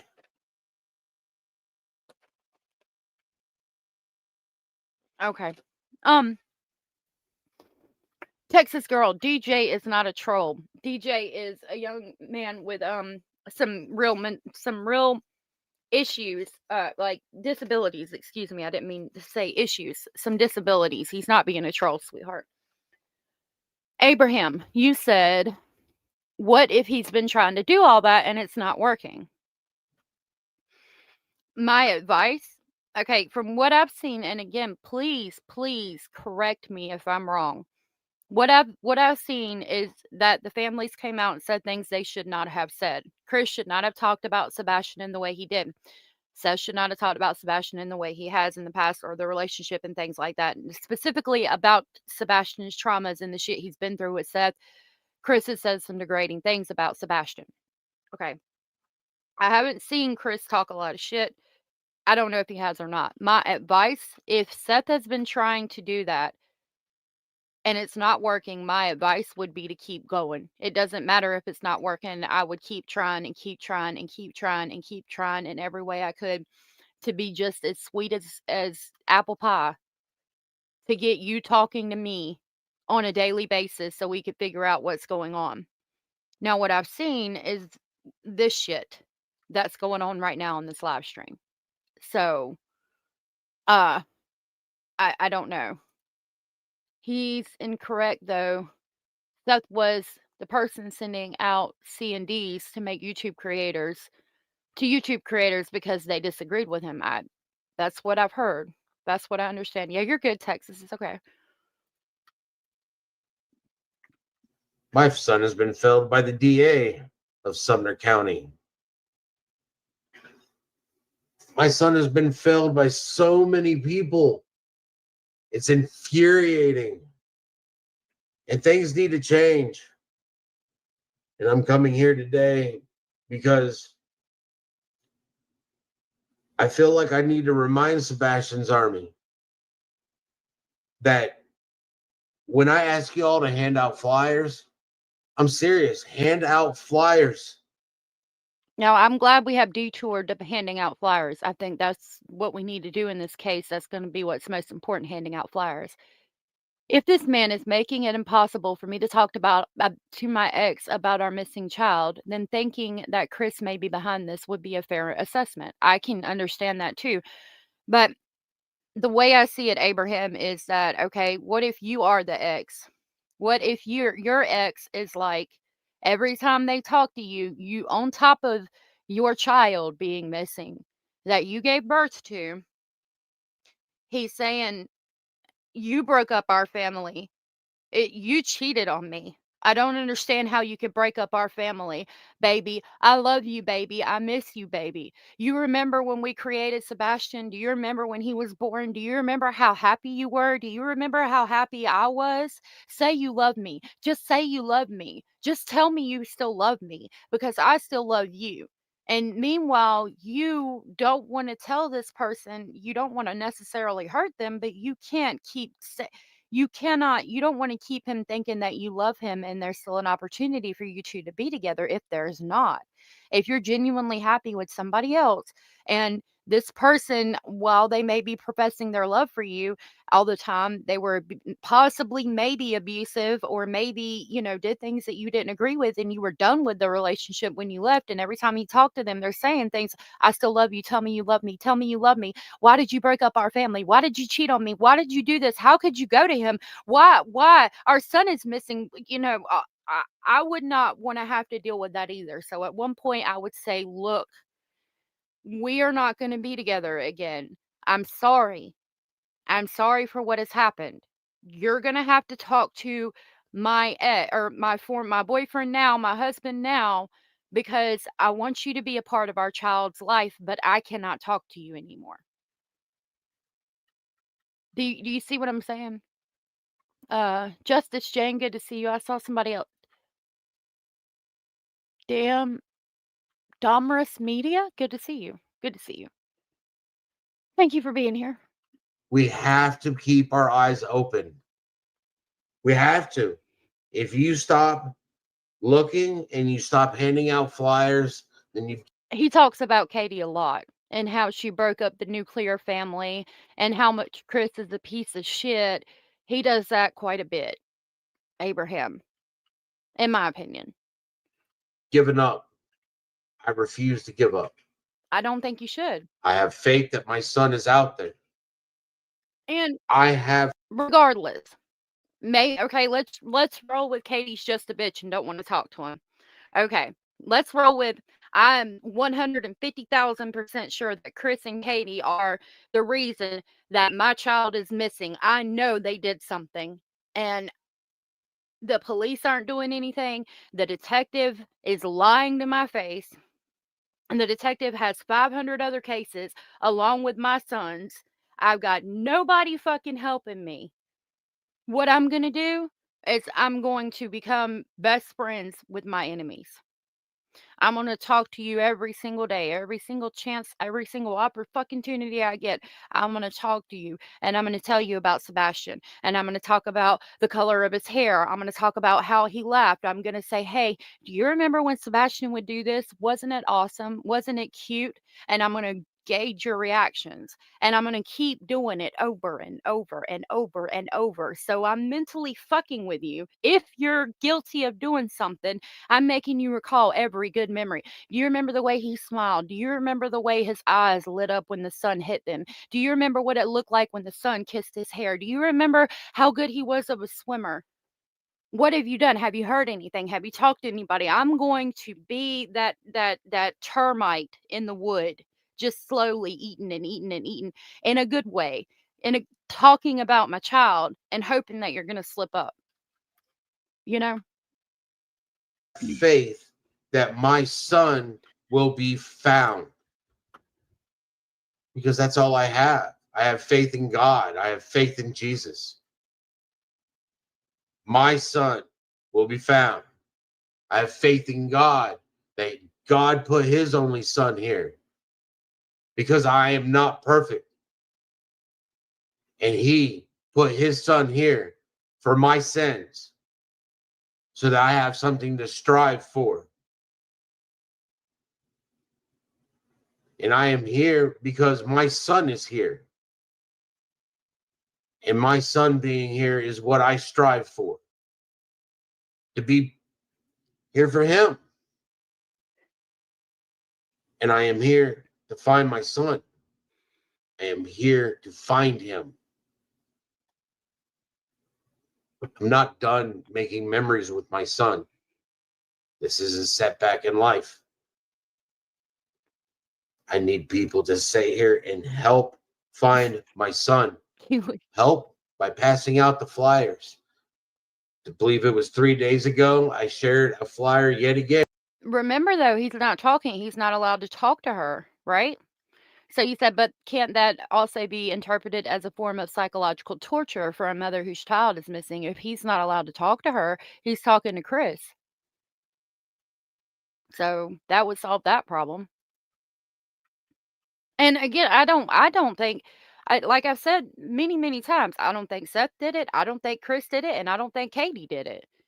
But I think that we need to be getting along. And I think we need to be talking about Sebastian and figuring out. I don't know that that I know that Seth is going to events and searching for Sebastian. I don't know. I know that they got the Pig Fest thing going on. I don't know if they're advocating for Sebastian there. I don't know. I'm not going to say Chris and Katie haven't searched because I'm not there. I don't live in their house. I didn't see them. I don't know. I haven't seen them searching, but I don't know. You know, so I'm gonna be like, okay, what can we do this week? I'm gonna try my best to get them in on it, and I'm in on searching and on advocating and on keeping his name out there. If they're not, the more people, the better, right? But like at the same time, I'm gonna be looking at it like if you really did do something, I'm gonna remind you of him every single fucking day in the sweetest fucking way possible. And I'm gonna record our conversations and I'm gonna hope you slip up. And if they did do something, they'll slip up. And I can't tell you I wouldn't be doing the same thing to Seth. They need an advocate to communicate if they can't talk. I agree with that too. But I wouldn't hang up that communication with Chris specifically. Even if I couldn't talk to Katie, I would talk to Chris. That you are communicating with someone directly involved in the case. And I would talk to him until the point that he had to block me. I'd talk to him every damn day. But maybe I'm more methodical, I don't know. She spoke to Chris for 2 hours that night, yet didn't get up to see what the loud noise in his room was. That's a bit sus. Maybe, but I don't know that she didn't. I mean, he was 15, you know. I'm not going to tell you I'd go look and see what a loud noise was, especially if specifically I say, "Hey, you are okay? Are you okay?" And then my child responds, "Yes." Like, my child's not going to, if my child didn't respond, yeah, I would get up. And I think it implies the fact that she said, "Hey, are you okay?" implies that if he had not responded, she would have gotten up and checked on him. If my 15-year-old child makes a loud noise, maybe he dropped a book, I don't know. And then I say, "Hey, are you okay?" And he replies, "Yes, I'm okay." I'm not going to think that something's wrong. He's not okay. His leg is broken and he's bleeding out on the floor. If he tells me, "Yes, I'm okay." I, I don't get up for every single noise I hear. I do say, "Hey, are you okay?" I do the same thing. "Hey, are you okay?" Yeah, because my child's not going to say, "I'm yeah, I'm okay," if their legs broke or if they're bleeding out on the fucking floor. And like a loud noise could be a book, like maybe a school book that he was looking at or doing homework in, and he dropped the book all the way to a freaking dumbbell dropping on the floor. I don't know how loud the noise was. I wasn't there. I could see it both ways. You know what I mean? She did call out, I do believe.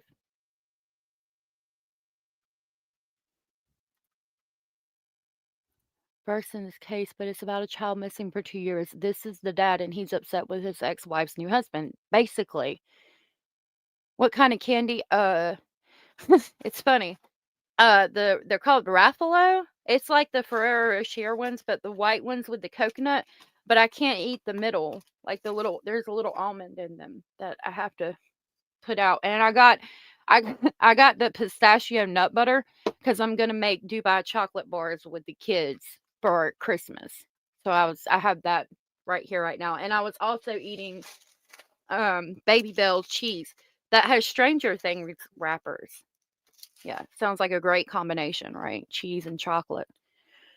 Yes, they are. I don't know much about the case, but for some reason, this case seems to bring out crazy comments and problems, which is sad because not enough information can get out. I agree with that. I mean this with all due respect, but has he been drinking? I don't know him well enough to know if this is normal. This is his normal. I don't think that he's been drinking.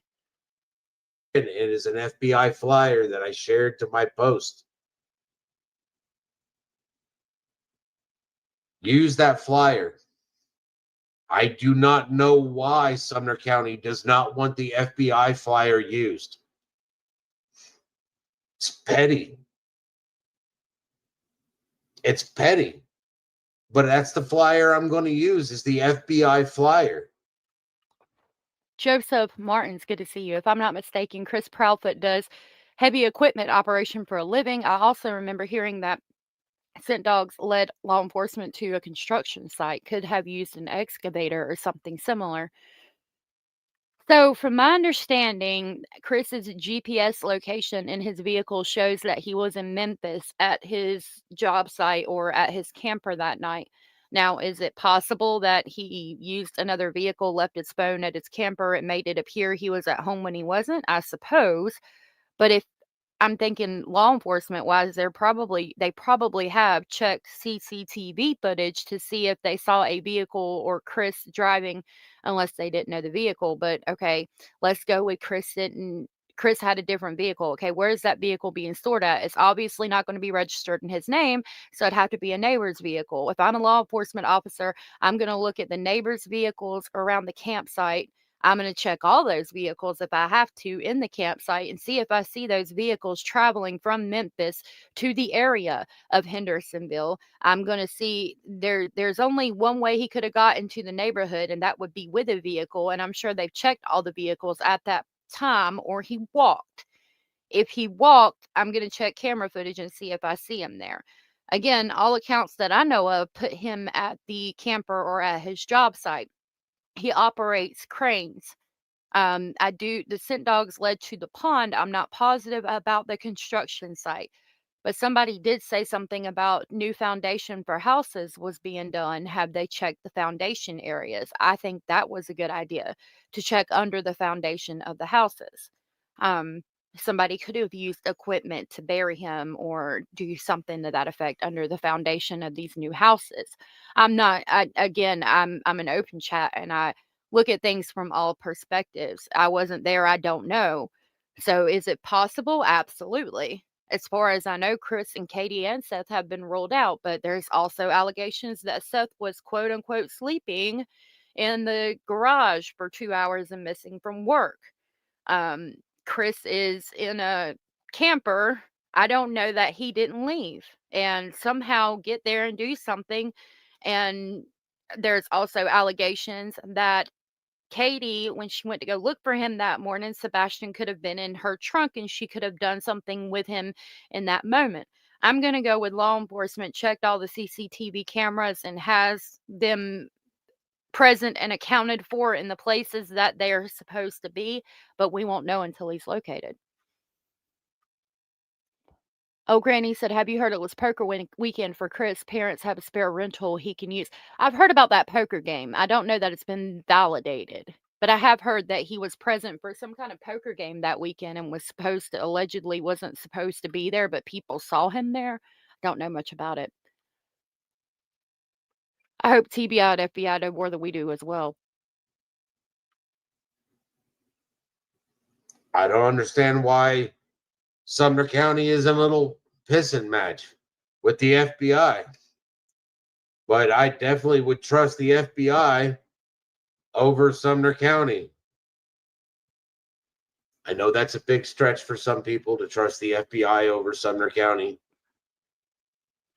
I agree with him here. I would trust the FBI or somebody like that before I'd trust the local police department, especially if I felt like they were related to my wife's husband and things like that. If I felt like they were covering something up like he does, I would definitely trust the FBI before I would trust them. And if I agree with him in this stance.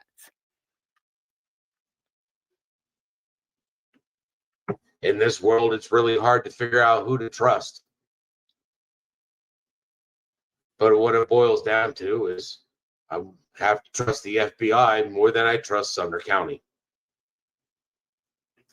There's a lot of problems, and we need to be willing to actually march our issues all the way to our representatives, our state representatives, our Senate representatives. We need to remember that we are the people. We are the people. Our children suffer every time that we elect these people to represent us, and they don't represent us. They get elected into office, and then all of a sudden they're stealing resources. They're fraudulent. Joel Roberts, good to see you. They got multiple $1-million freaking estates while they sit there and they're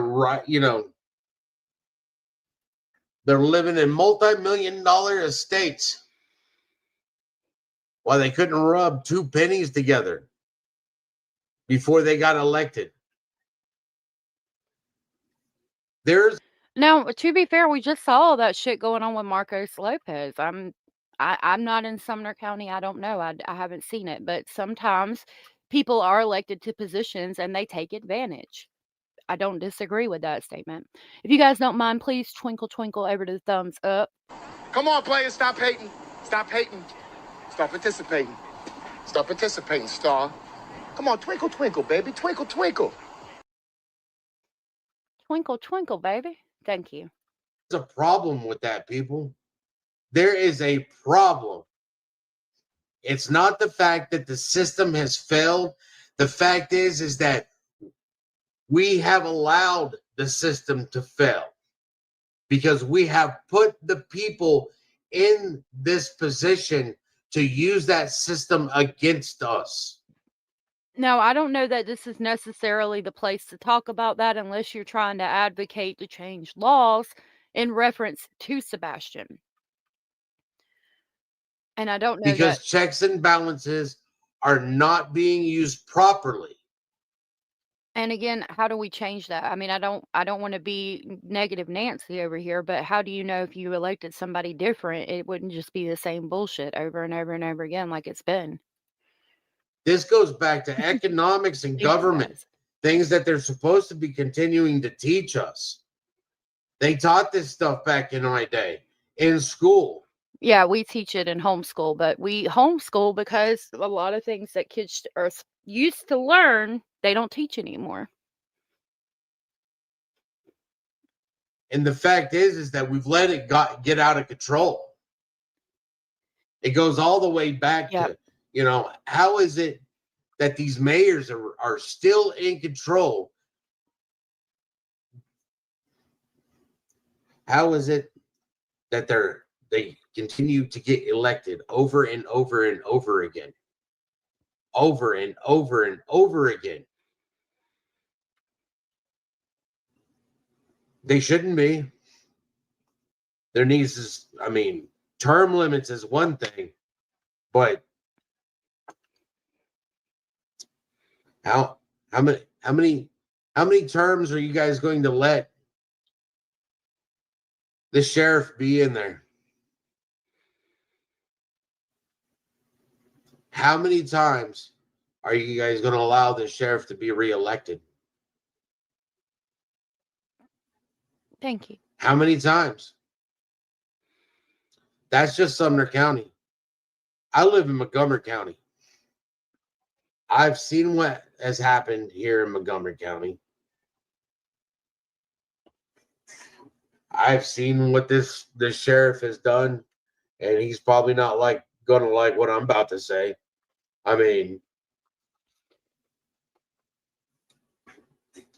Before he says that, though, again, like I speak about with Chris, if you really think they have information that they know that you want to know that you don't know, my advice would be to keep calling. Now, you have less of an opportunity to get them to slip up than you do Chris or Katie. But I don't think, I think, again, the best way to catch flies is with sugar and not shit. His daughter did some really messed up stuff when his daughter did what she did. What is this whispering? Hold on a minute. Whispering. Where is it? Whispering Winds, Donna. No one is being held accountable. The reason no one is being held accountable is because we the people, if we do not hold them accountable, nobody is going to hold them accountable.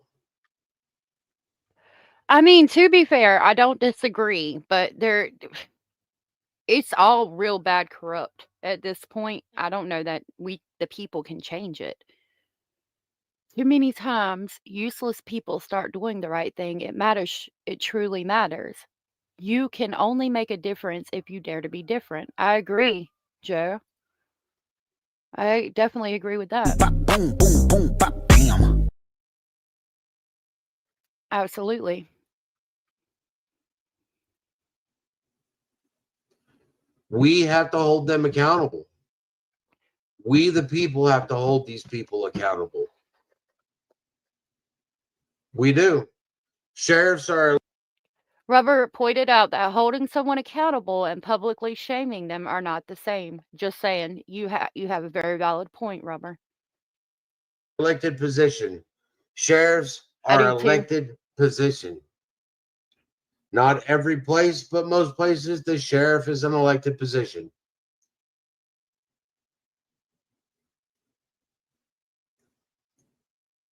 The real me, exactly, Seth. The people have to vote them out. You're right. The sheriff shouldn't be useless. Joanne Atkins, the sheriff shouldn't be useless. The sheriff should be the person that's making sure all of his deputies are doing their job. The sheriff should be the one making sure that the corruption has been eliminated. It's been too long that some of these people are in power. We, the people, put them in power, and then they sit there and they stomp all over us. And who suffers from it? Our children suffer from it. Our children suffer from it. We have an epidemic from it. 400,000 missing children in the United States of America. That frustrates me, again, because the FBI's got all this fucking technology, yet you can't tell me where these missing kids are. To be fair, I don't think it's fair I think Sebastian suffers if you talk about your feelings towards Chris and his mother in front of him. I think that if that was going on when Sebastian comes home, because I'm working under the impression that Sebastian is going to come home, I think that you shouldn't talk about Chris and Katie in a negative light in front of him. That puts him in a position of being torn because he loves both his mother and his father. My bonus children's mother is she hasn't come by in over 4 years, and I'll leave that at that. But I don't talk negatively about her in front of them. Even when they ask me questions, I tell them that your mother loves you. Your mother is going through some things right now, and your mother, it will be better and one day, and that she loves you very much. You cannot talk negatively about the other parent. That's just, you're putting the child in a position that they don't need to be in. That's just my opinion. No, not that I know of, Skippity Foopa Flap. He said that he listened to music, but he didn't come online. So him coming online is advocating for his children, for his Sebastian, I'm sorry.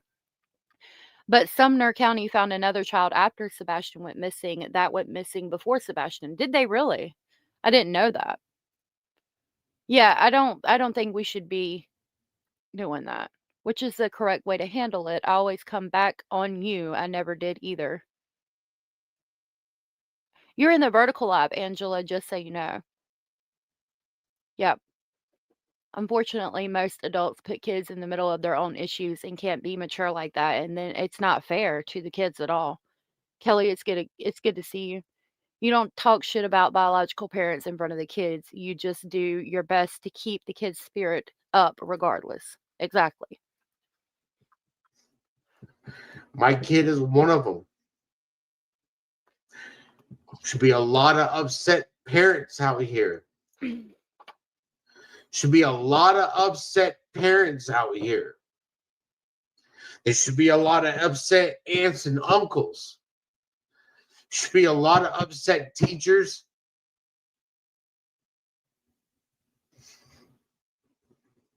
Should be a lot of upset people.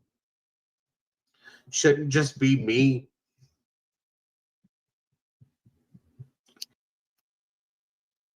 Sorry of it to be, but it's not just you. Granted, I feel like more people could come and advocate, but I'm sure there's people out here that are advocating that I didn't even know about. Brandy, whose son is missing, comes out here and talks about him. I know that Summer Wells' parents came out and talked about her before they started being accused of things. Again, I think if these parents were involved, especially Summer's parents, that there would be charges brought up against them by now. But we're just now seeing charges in the Michael Monkey Bond case, so who knows? You're not the only one. Although I can agree that I wish there was more out here. Not all of them come to social media because it's a scary place. I mean, for example, look what's happened in this case specifically. Sam Brown, good to see you. Kelly said, I can't believe it's been so long since Sebastian went missing. It's incredibly sad and frustrating. He just disappeared into thin air. He is very broken. Yes, you are in the correct place now. He is very broken. And I think he needs to I would say focus on healing, but there's no way he can until Sebastian's home. I think he needs to focus on not going after Chris and Katie. I think if you genuinely think they had something to do with it, you need to be the best friend they ever fucking had to see what you can get them to say. That's just my thoughts.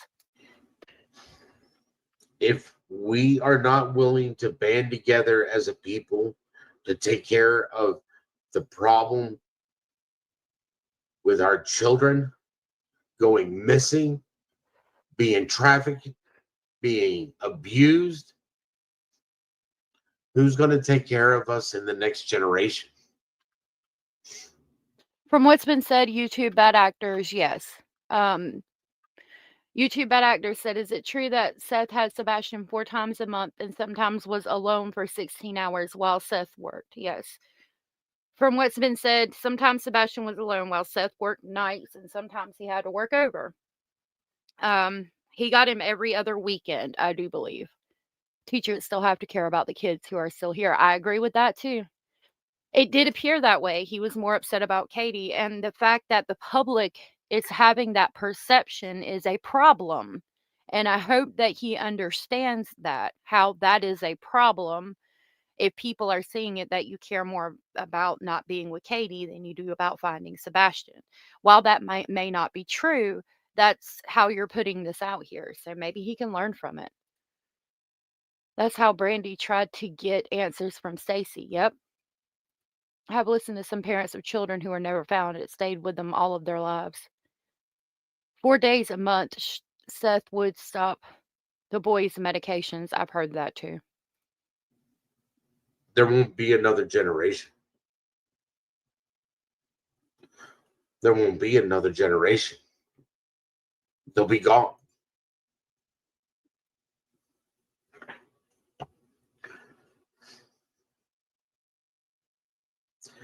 Maybe it's just different for me.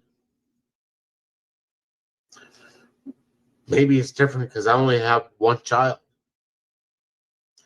Maybe it's different if you have multiple children. But to me, I think that if I had 5 children and one went missing, it wouldn't matter. Wouldn't matter if I had one gone missing or none gone missing. Gone almost 2 years, gone almost 2 minutes. My heart breaks for him in this because I couldn't imagine it would be the same. Gone almost 10 years, gone almost 2 minutes. It's all the same. I would tell him to look at Brandy because she does have multiple children and is out here advocating for Monkey. What's never made sense to me is Katie and Chris talked about Sebastian like he was very childlike, but Seth spoke about him like he's more mature and less affected by his autism. I think it has to do with perception as well, and who's spending the most time with him. And then I was to ask, why is there traffic on his way to work? Almost like they were describing different children. Very odd. It is, Kelly. I think it has to do with the time spent with him. It must be the worst pain in the world to never know what has happened. I'm not surprised he's broken. I agree. Missing for 2 minutes, missing for 2 years. Missing is missing. I'm scared to even share stories about my son because I know you hate channels out there are just going to sit there and twist it. But you brought a whole entire fucking court case and sent a bunch of C&Ds out to make people stop talking about your child. Like, it shouldn't matter what anybody says. You know why you're here. You know what you meant by those stories. So let them fucking twist it. Fuck it. Either way, they're talking about the drama, but Sebastian is still getting out there. I don't think we should twist the stories either. I don't agree with that. But for me, if you were talking about my son, you're talking about my son. Fuck my feelings and how you took my shit. And maybe share good stories that don't talk about his shower habits respectfully as possible. Some kind of tried to ignore it and make him be normal. Maybe. I think also Seth didn't want to accept Sebastian had issues. I don't know about that, but I don't know. It could be. She probably babied him a little as he probably treated him more like a young man. I agree with that. Yeah. Look at how the Nick Mick, aka the Adam Walsh Foundation, was formed, as well as America's Most Wanted, John Walsh. Yep. And you know what? I don't care. I don't care. I didn't get to see my son. I didn't I don't get to see him. Get to hear him.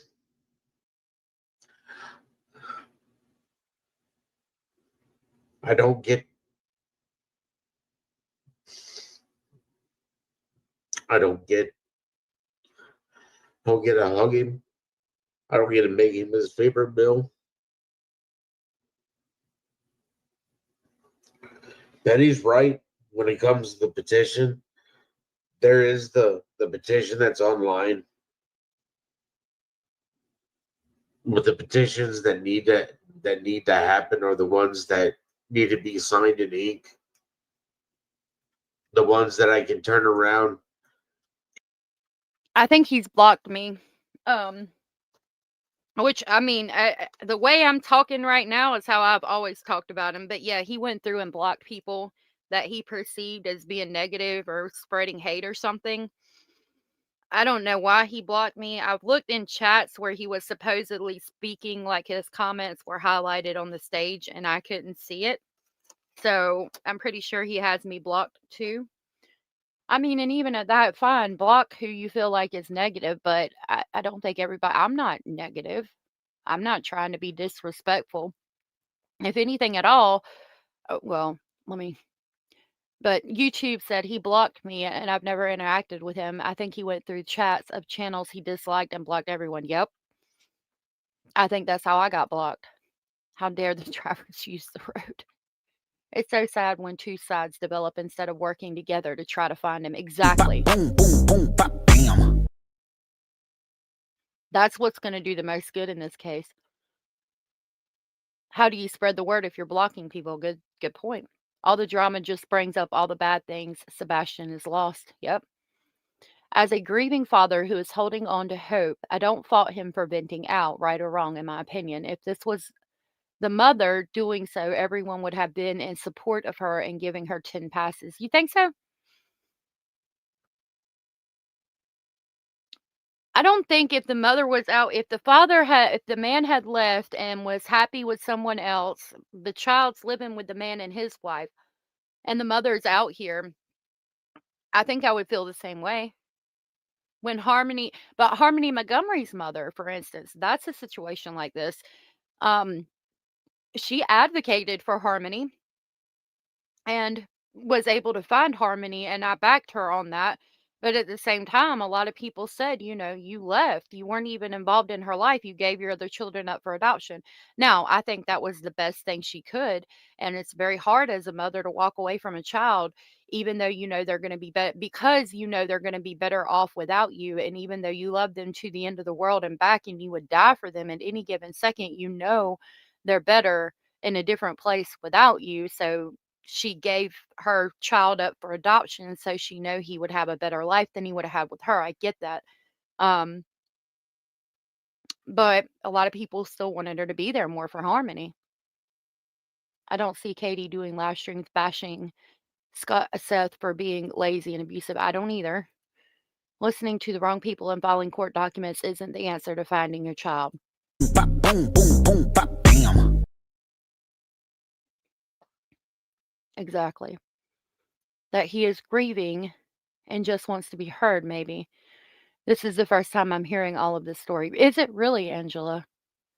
I feel awful for Seth. You can tell he's hurting, but I don't care for his behavior with all the YouTube drama and Chris and Katie drama. I agree. I've not been blocked, but I miss the YouTube drama all the time. I'm up to date now, though, and I've been down the YouTube streets this weekend that I didn't know existed. No, you're good, Angela. It's interesting to get to talk to somebody who doesn't know the case because I'd like to get your perspective. I wish I could show you earlier stream. And take to an attorney and serve the DA's office and serve the sheriff's office.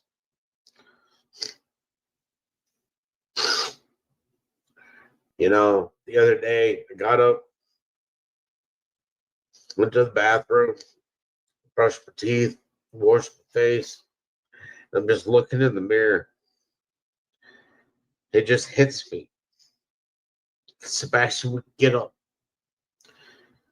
and he would run from his room to the bathroom to use the bathroom. Then he'd wash his hands and he'd run across the hallway back to his room. And every time he did, he'd look over to see if I was awake when he ran,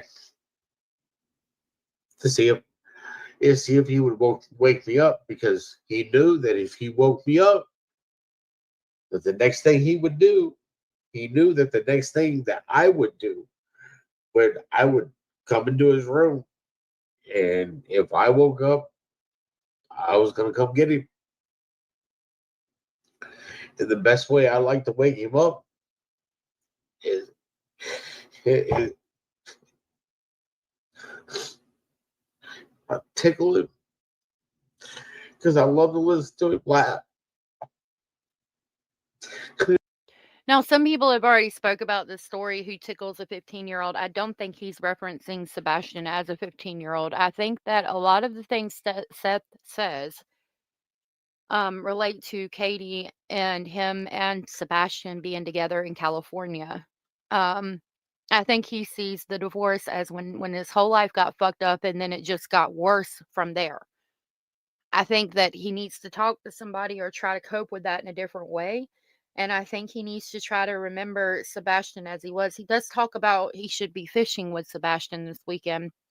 I think that he should remember him like that. It is a sad story and it's painful to see. He is remembering everything, and I can't tell you that I wouldn't be. Look at the difference when he said his son is coming home earlier. That's a man holding on to hope, and now he is slowly accepting the fact that may not happen. It is heartbreaking. There's nothing better than him just laughing. There's just nothing better.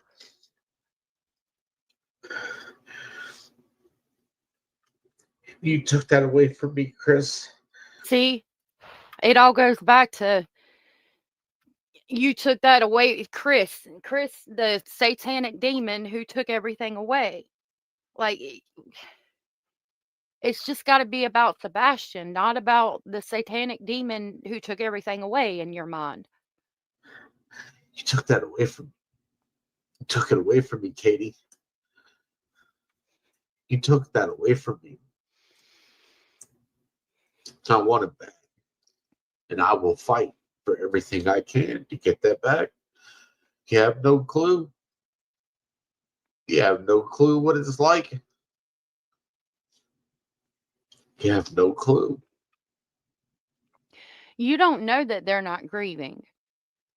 But again, like I said before, if you really feel that way, then you should be their best fucking friend, talking to them every day, recording every phone call, trying to get them to slip up. That would be my advice. Yep.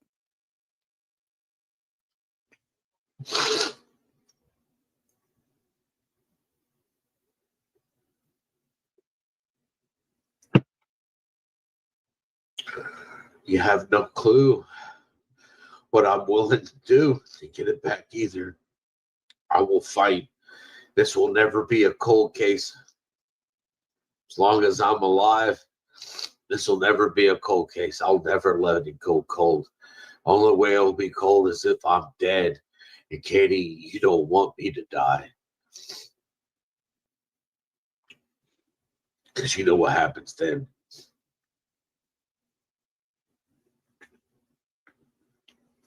Now, a lot of people have questioned what that meant. Katie, you don't want me to die because you know what happens then. I think that he's referencing that he's going to haunt her. I think he said it in a different episode. Not episode, live stream. I think in a different live stream, he referenced that if something happened to him and he did die, he would haunt her every day for the rest of her life. And so I think if that's true, that's what he's referring to. That's just my thought process. Chicky, good to see you. Thank you for dropping green hearts for Sebastian. Angela said, I don't think he's blaming them for the death, just that he isn't the man in Sebastian's life anymore, has the full time father and husband. I can see that. I agree with that. And I think that hurts him. But unfortunately, it happens, and there's not a lot we can do about it. Chastising the other party, while it may feel good at the time, probably isn't the best idea. But I'm not going to say I'd not be above it. I mean, that I would be above it, because I don't know that I would.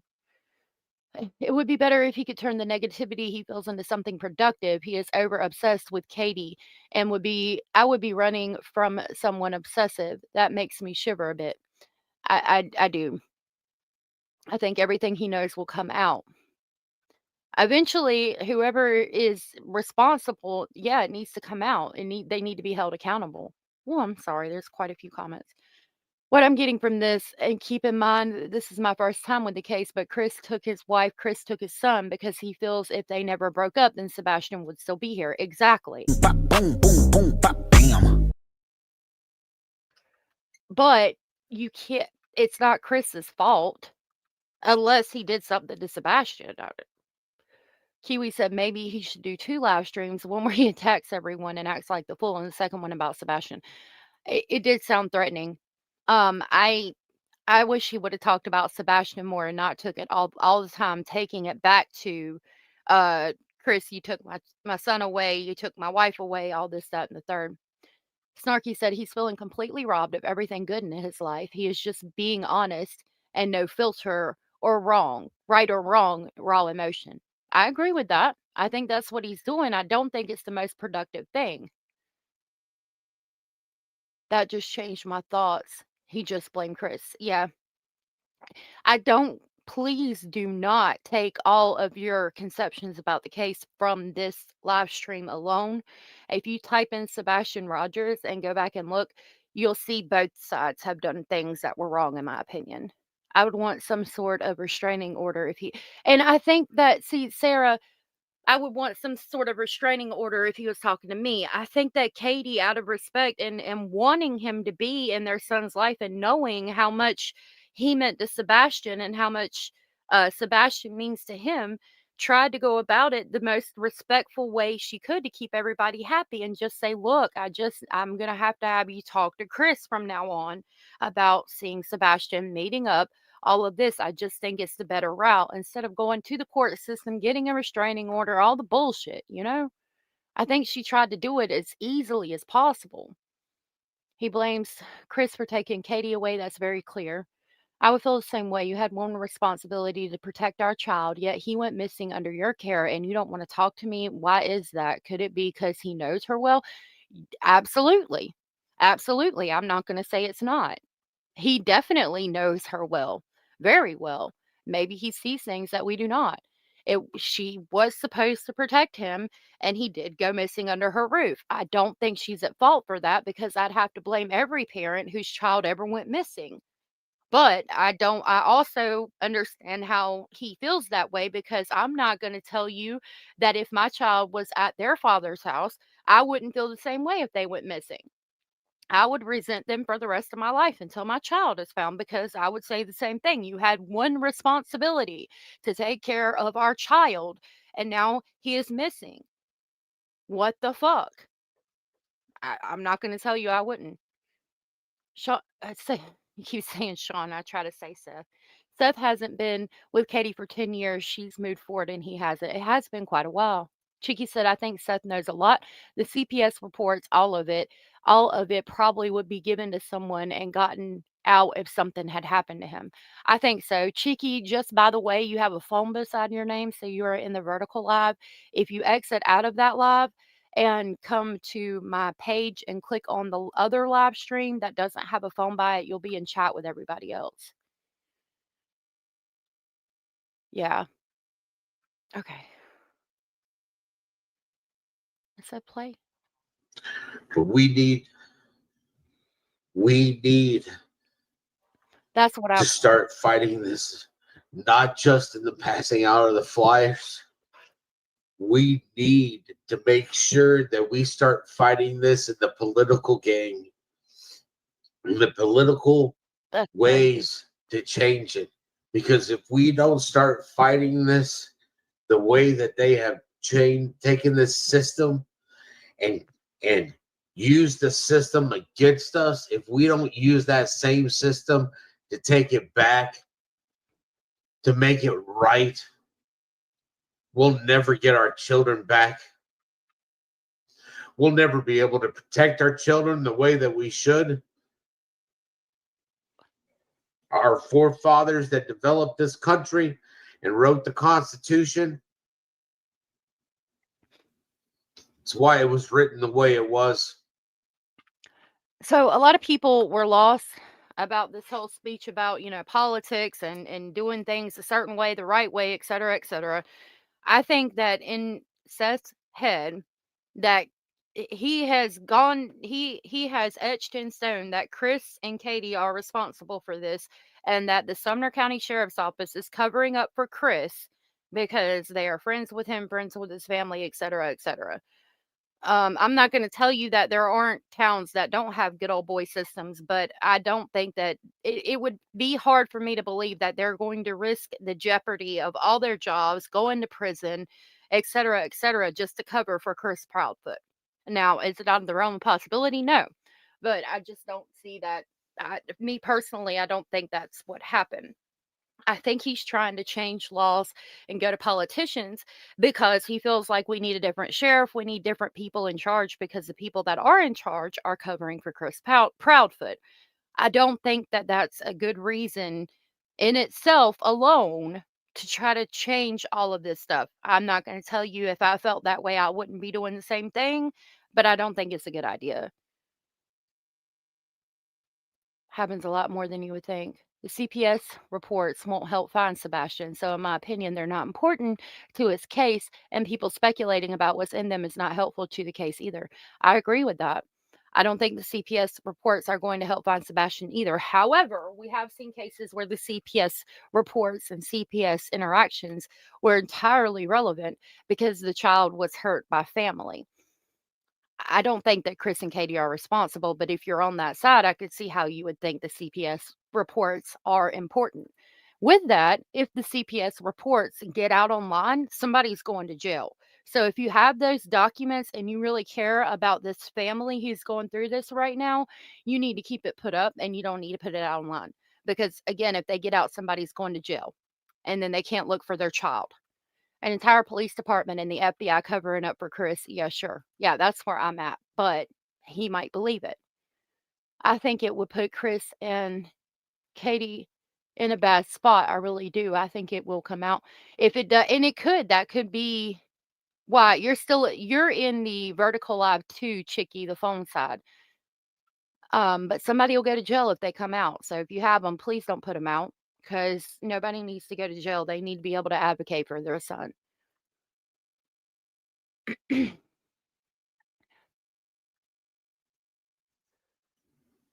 it's time. It's time that we start doing what our forefathers did. Right. And we need to use the system the way it was intended to. And it is time to get people out and get the right people in.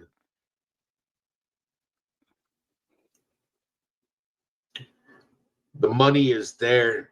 We just need to make sure that the money is going to the right resources. And we need to get the people out and get the right people in and make sure that things are going the right way. Things need to be redone. There is no reason why the Amber Alert system hasn't been redone. I never got an Amber Alert to my phone for my own son. I never got the Amber Alert for my own son.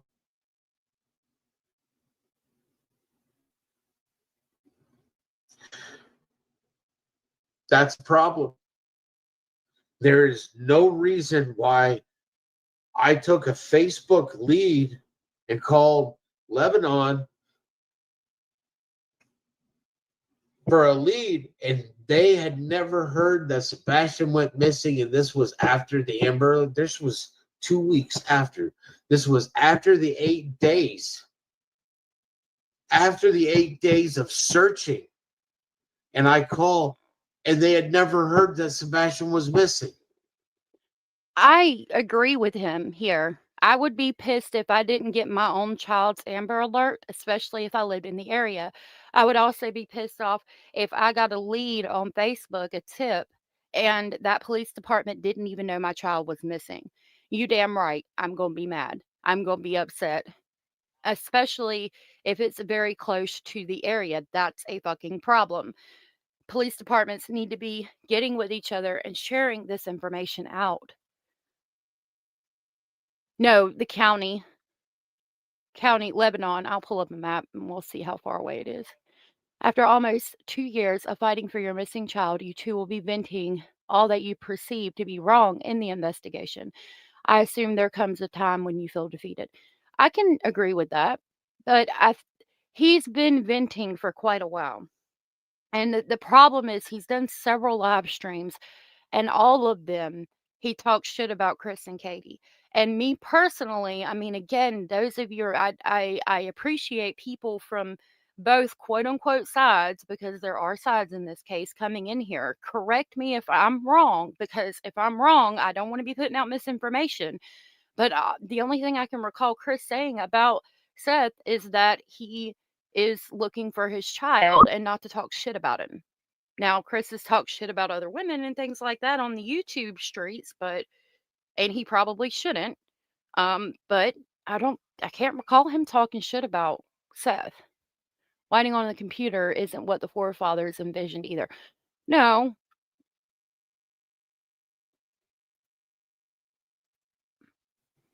8 When do you days. leave? This was after the Okay, 8 have a days good of day, love. searching. And yet, that police department had never once heard that Sebastian was missing. That's a breaking in communication. That means the communication is not complete. That means the system is broken. That means it's Well, I don't think they should know about 400,000 missing kids, but maybe kids that have been missing for a while. He does say 8 days after. I mean, in the general area, yeah, I think police departments, like for at least probably 2 counties out from that county in all directions, should know that this child is missing. I'll see how far out Lebanon is from Hendersonville. Chris has for sure talking shit about Seth in the earlier days of the case on different lives and in chats. Okay, I need to see that. I'll look for it today when I get off the live. not complete. Too much is broken. Nothing is, there's just too much. The police departments are not communicating. Sheriff's departments are not communicating. That means that TBI is competing with other sheriff's departments, which means that even the FBI is not being communicated with by other. Why is there a competition between law enforcement agencies when it shouldn't matter? The child is what matters. So it says that Lebanon County is 40 minutes from Hendersonville. And yeah, they should know that Sebastian's missing. Everywhere within a 2-hour radius should have been aware, I think. The missing person is the victim. It doesn't matter who Maybe. finds the missing child.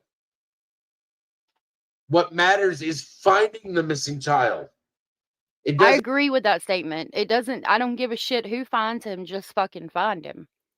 matter who finds the missing child. What matters is finding the missing child. But yet, police departments are competing against each other and don't pass on the information.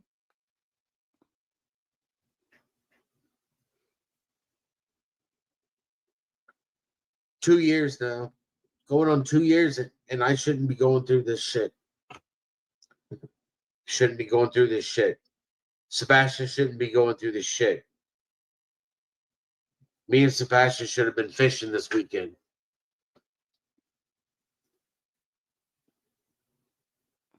I shouldn't be here on YouTube, sitting here speaking to people about what's going on.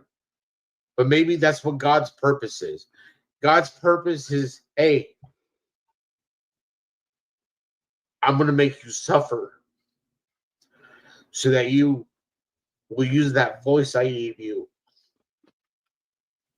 So It breaks my heart for him to think that God is making him suffer intentionally. But I mean, that was one of my biggest problems with Christianity and religion for a long time. If God was real, Why did children go missing? Why did children get cancer? Why are children SA'd? Why are children murdered? And somebody told me it's not necessarily about the child, it's about the actions of the adult. Um, they're basically a casualty. We have free will, but I still don't fully understand how you could hurt a child or a child could do. I mean, I know it all goes back to free will, but why does the child have to suffer? And it breaks my heart to hear him say that God wants me to suffer. I can't tell you that I would know what to say to that because I would agree, And get it out to other people. but I hate he feels that way. Because your voice can be heard. Thanks God, I don't want this.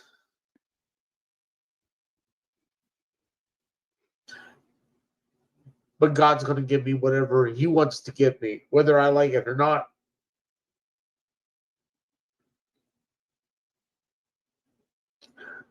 Doesn't matter what I want. Because the only thing I want is my son. But you know what? If this is what is given to me, then I will deal with it the only way I know how to, which is one step at a time. And I will try to fix what is broken, because that's what I try to do. Try to fix what is broken. And there's a lot broken here. I see a lot that is broken. And it's Yep. got to be fixed. Because if we continue to let it broken, But funding is why they compete. Funding and federal grants and all of that. But that shit needs to stop. If it's making law enforcement compete, because then the missing children, the people suffer because they're competing to get government funding and grants. You know what I mean? I think it needs to stop. I'm always amazed at how many different law enforcement agencies USA has. It's alphabet soup. It is. tomorrow there is going to be another parent in the same shoes that I am in right now. And I don't want another parent. And I don't want another child in the same shoes that my son is in. One moment. I gotta blow my nose.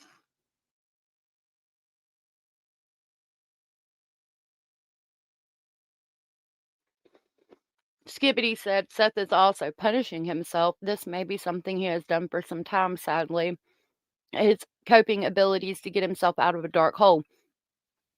I think he is. A lot of people point out the fact that Seth was asked to take Sebastian about a year before, and he said no, give Sebastian another year. And so now I think he's punishing himself. Since he thinks that Katie and Chris did this and he had the opportunity to take Sebastian, and he thought in his mind, I thought he was safe there with his mama, and now he's missing and they're responsible. Yeah, but I could see that he's blaming himself for that, but I wish he wouldn't. I don't know what to tell him, but I know this isn't working, what he's doing now. This was last night, Kelly. Abraham said, I think it's more about ego. They like the fact that some have better resources than others. That's true too. I don't think either is responsible here. I don't either. I think that somebody took Sebastian. How they got in and out of that neighborhood without being seen on camera, I don't know. Sebastian could still be in that neighborhood, buried somewhere. I don't know. And until we find him, we're not going to know. But if somebody has him, I pray to God that they'll bring him back. There's I know there's a $50,000 reward. I've heard there's a $150,000 reward, but I'm not positive.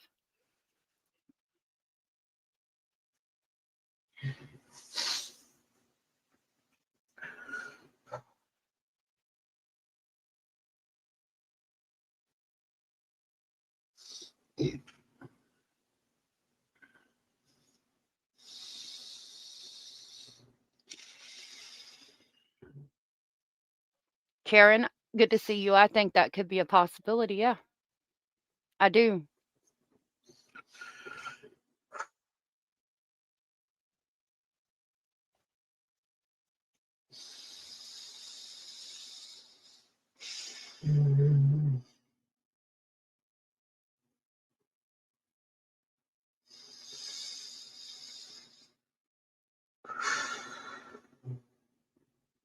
From what I've heard, allegedly, Katie is very broken about Sebastian being gone too, and that you can just see that in her eyes, she's far away.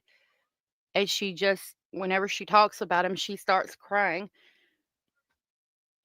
I think Sebastian is just missing, and I think we need to find him. I don't think we need to blame anybody. I don't know.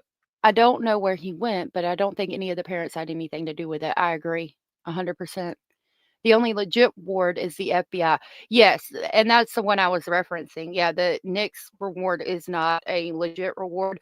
I couldn't remember if the FBI was offering 50,000 or 150,000. I know theirs was like up to 253,000 allegedly, but then, it had to be, oh, the person who is responsible for Sebastian's disappearance. You have to bring them, you have to submit to a facial scan, a retina scan. They have to go to court. They have to be charged with first degree homicide or first degree kidnapping. All their appeals have to be exhausted. Like the list of things that you had to go through to collect on that reward was so stupid. There's no way they don't even got enough fucking money to pay attention. Here's a couple of pics. I also believe it's a possibility he was lured out in some way. Maybe they didn't find the communications. I would think they would. Right. FBI is offering 50,000. Thank you. So there is a $50,000 reward for information leading to Sebastian.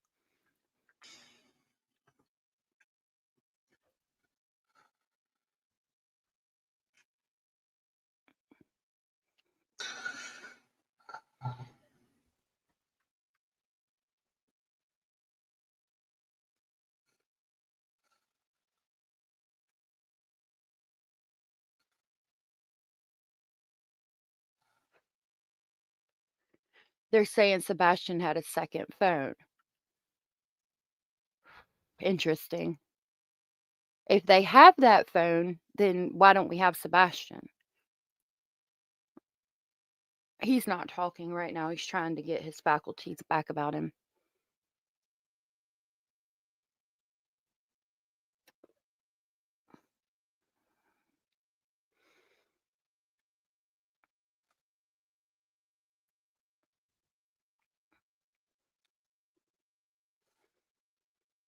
There could be a lot of guilt behind all this too. I think there is. I don't know the truth, it's just a rumor. Has he just moved?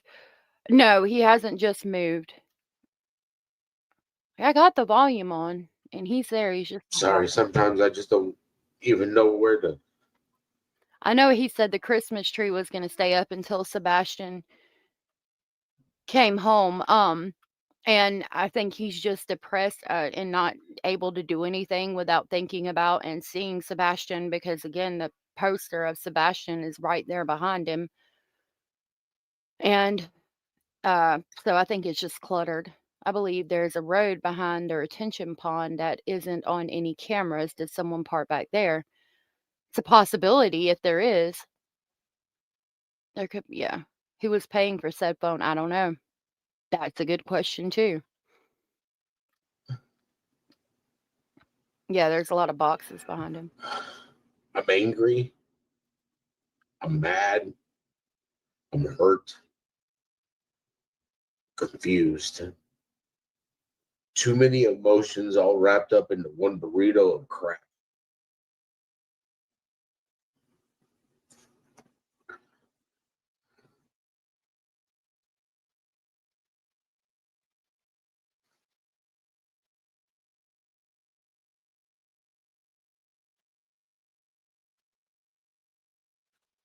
I have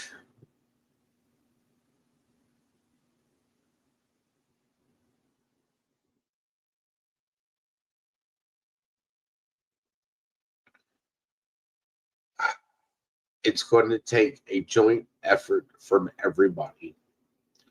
This is not, it's a battle that I can start. This is not a battle that I can do by myself. I can start it.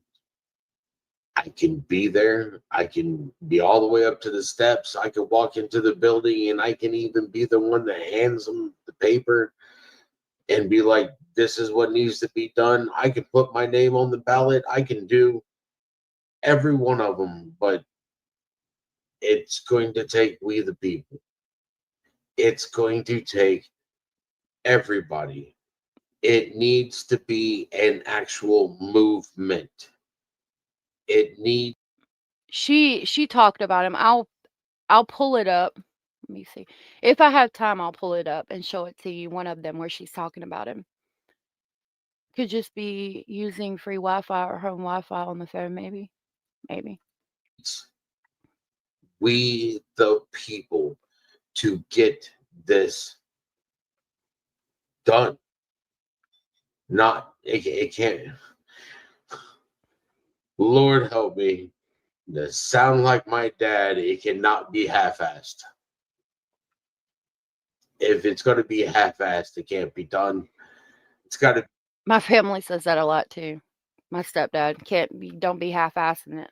Now I don't know if he's talking about running for some kind of position of authority, or if he's just saying that we have got to vote these people out and get different people in. But it's going to be the same thing over and over and over again. I mean, there's going to be bad people and there's going to be good people. Again, I think his motive for all this is because he thinks they're covering for Chris and Katie. And I don't think that if you think that that's the reason and that's the reason you want change, that's not the right reason to go about doing this that way. I do think that there should be one detective alone on every child's missing case. And I think that that would help. The FBI is involved, the TBI is involved. And I mean, if they can't help, if they have focused on it, I mean, I don't know. I can see both sides. I could see that they've done everything they could do. So yeah, they're going to take on more cases and continue working. But if we've done everything we can do and the child's not located, that's not fucking good enough. Cassandra, clutter RA trauma response. Yeah, I think, yeah, I agree. Go run for office. I think he would. Law enforcement would have identified it by looking at all devices logged onto the Wi-Fi in that home. Yeah. And they might have that. We might not know. Seth, trust the police and stop attacking them, and maybe you will get some of the answers you want. Being full on. It's got to be full on. Anything worth doing, 100%. All the way.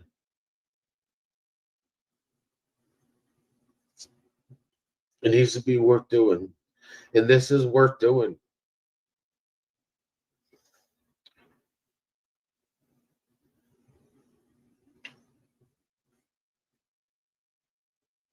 How can you help with the movement? You start in your state. You start in your state, and you start in your state. You start with your representative. You start with who represents you in your county.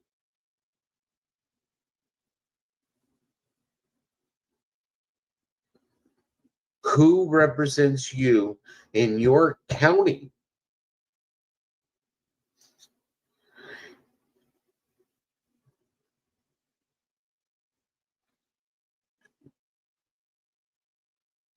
Who represents you in your county?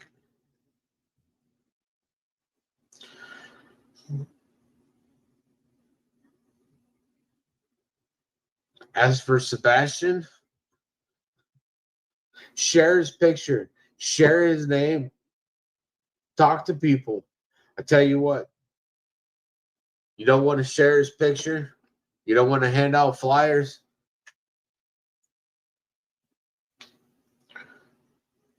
I put some shirts and stuff on the thing because people have been asking me for shirts. You won't find this shirt. This shirt right here is the one that Karen got me. I think the best thing that we can do to try to help the family as an entirety is to print out pictures and the posters of not only Sebastian but Summer, Dylan Ellers, Jack and Lily, and post them in your community. When you go to Starbucks, I don't go to Starbucks. When you go to Walmart, because I go to Walmart quite a bit. See if you can tape it to a light pole in the parking lot. Like, that's the best way to do this. Share it. Where I don't care if you're in fucking South Africa. Print it out and put it up.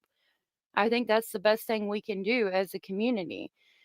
I might I've been trying to donate. I donate a lot to different places and charities, and some on YouTube, some not on YouTube. And hopefully I can possibly buy one of his shirts with Sebastian's photo on it, and I can get them. And when I start coming on camera, or when I go to do things in court or whatever, in reference to the true crime community and the channel, I can wear them, and that's getting the information out too. I think if we all do that, maybe we can bring them home. But there's shirts with it. I've got shirts on the thing. It's the end on the back of them is the FBI flyer. Right. That way, Put it there. it's got the code on the back for the FBI website, so that it goes straight to the FBI website.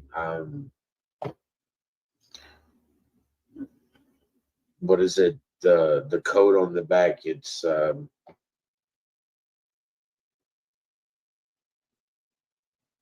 I can't remember what they call that right now, but it's got the FBI posters on the back of it, and it's got the code for it, QR code.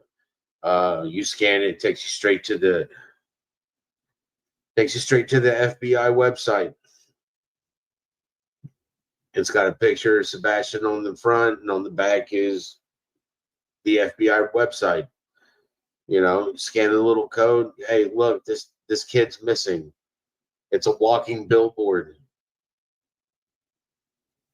And that kind of thing is important. If you have the ability to make shirts with their flyers on it, even if you just make one for yourself and you wear it when you go out with your family or friends to a concert, to a festival, to shop at Target, to go to the fucking thrift store, wear your shirt. If you have the ability to print some pictures or posters out, take them with you, put them up. That's the best way to help Sebastian, Summer, Dylan, Jack and Lily, Melody right now, Monkey Michael Vaughn, and the list goes on. I mean, if we keep sharing and don't forget, maybe one day somebody will see it and say, "Hey, I know that girl.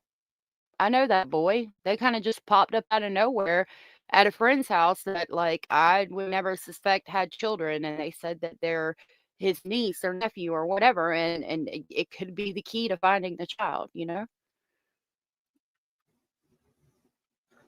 Kendra, where would you like to search if you want to come down to Henderson and search?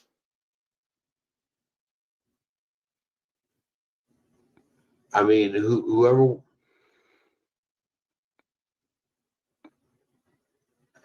The issue with the U.S. Marshals and the FBI, I am working on that. I am working on getting an appointment with the FBI so I can get in and speak to them about coming in and taking over. It takes forever to get an appointment. I think the FBI hasn't been involved in this case since the beginning. Every time you go on there and you see Cash Patel is in the middle of dealing with, the Epstein files and all that stuff that's going on, which I really think they should release the Epstein files. I would be doing the same thing. If I'm being honest, I would be I'd be tagging Trump in every Twitter post, Elon Musk, Cash Patel, Dan Bongino, all of them. I'd be like, hey, you, sir, I need to talk to you. I really need to talk to you. My child's missing. I'd like to talk to you, until you had to get a restraining order on me to make me shut up. I don't blame him for any of this. Every time that he's doing that stuff, that means I can't get an appointment. I've been trying to get an appointment with Don Bongino. I've been trying to get an appointment in with them to speak. I've been trying to get in with an appointment with here with the FBI. You know, the U.S. Marshals have no control over the TBI here or anything else. They can't. The U.S. Marshals don't do investigations. They do recovery. They can track people down, but they don't do investigations. So I've been working on trying to get in with the FBI. Now I have spoken to my contact with the FBI. I just spoke to him on Friday. We still get tips in every day. They're still following up every tip that they get in. We're still working on this. We're still getting tips in, and we're going to continue to get tips in because we continue to ask people to send in tips.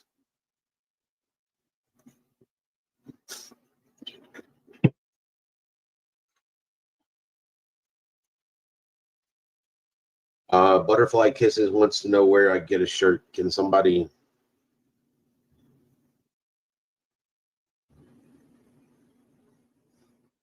I do apologize. I really haven't been paying attention to chat.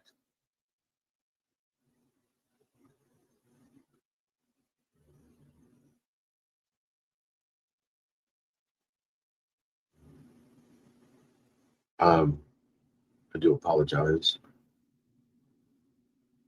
I haven't heard from Dog lately. I know that he's been dealing with some things on his own end. Same thing with At Night.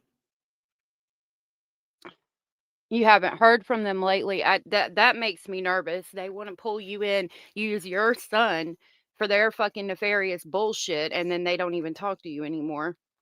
They're there. See, that goes back to what I was talking about. What happens when all these people want to talk to you and interview you, and you're so fucking popular, and you're trying to get the information out about your child, about your family, about this, that, and the third, and then they fucking leave when they can't make money off of you, and you're just stuck there. And that's what's happened to him too. They won't talk to him after they got him in a whole fucking lawsuit bullshit case. Let me hush. Abraham said Michael Donaghy in Victoria, British Columbia, disappeared March of 1991 when he was 4. So, I mean, the list goes on. Does everyone feel that law enforcement has all the answers and should solve every case? I don't really know where I stand on that.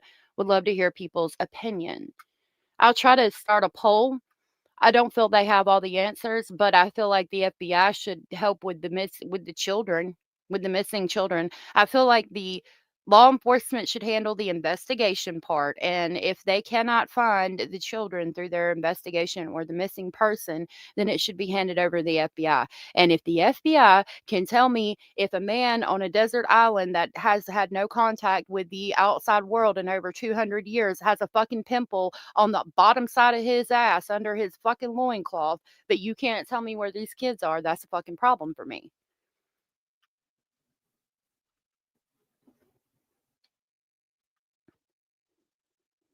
Certain things have to happen in order for a lawsuit to happen. Right now, it's not going to happen against them too. I know, because he lost.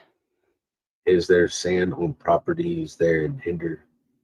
I don't understand that. I appreciate that, Pebbles. Well, I'm here.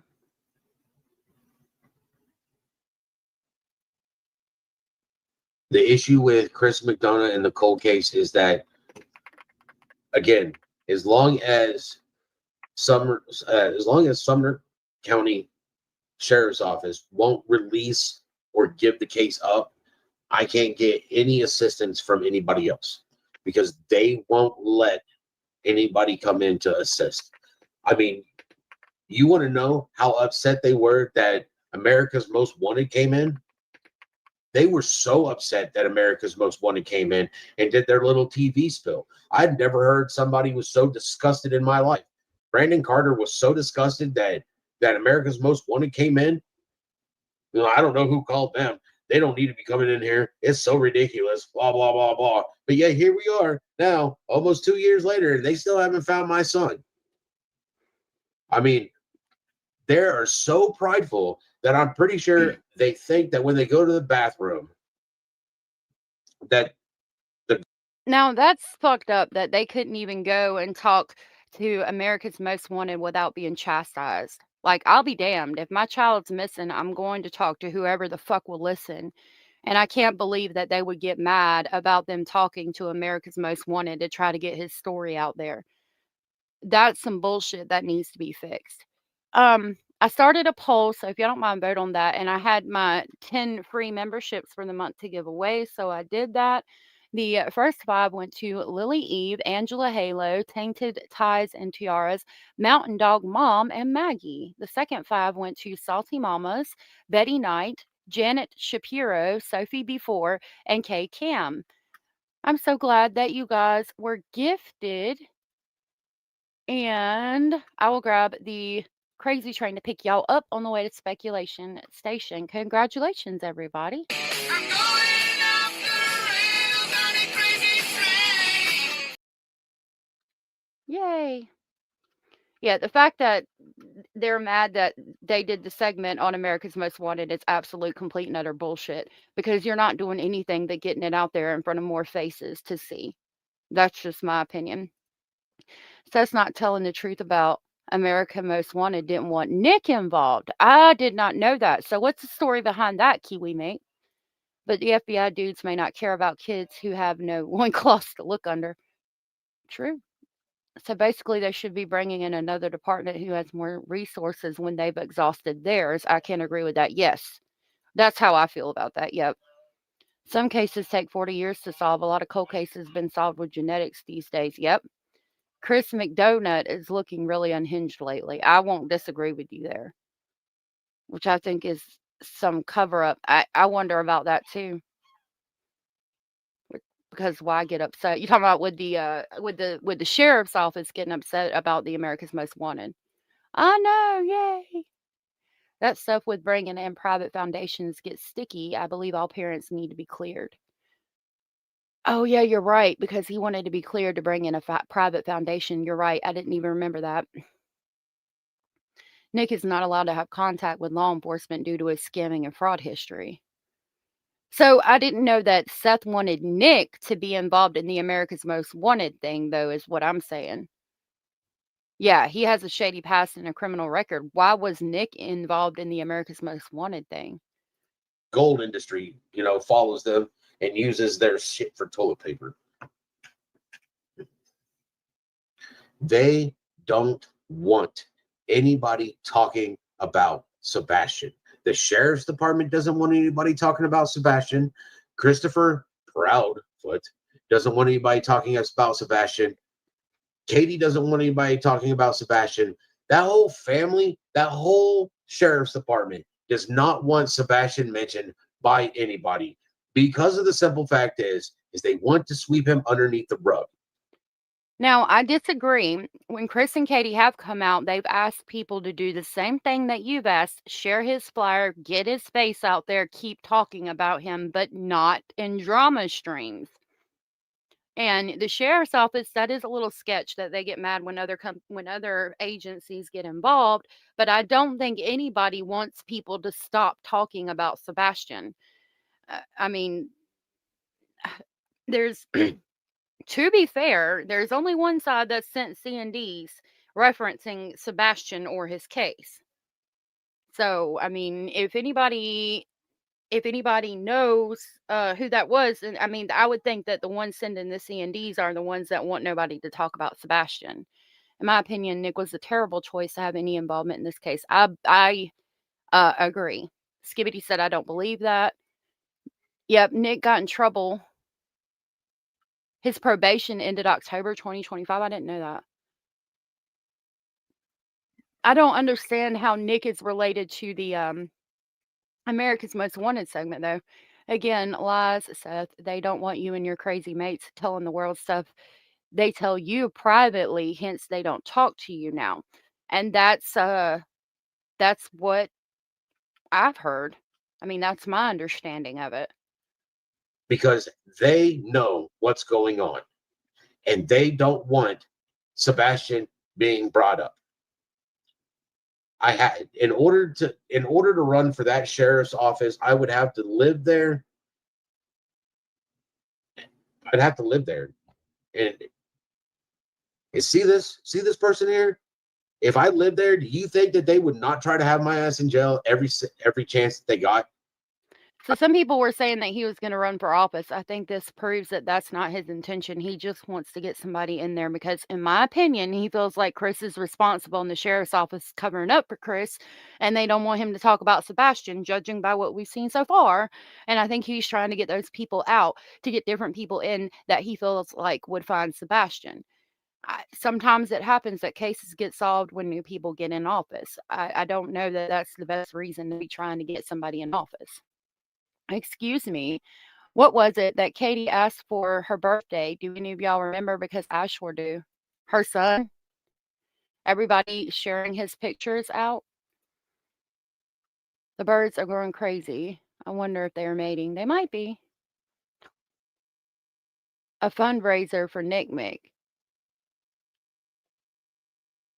No, yeah, Nick.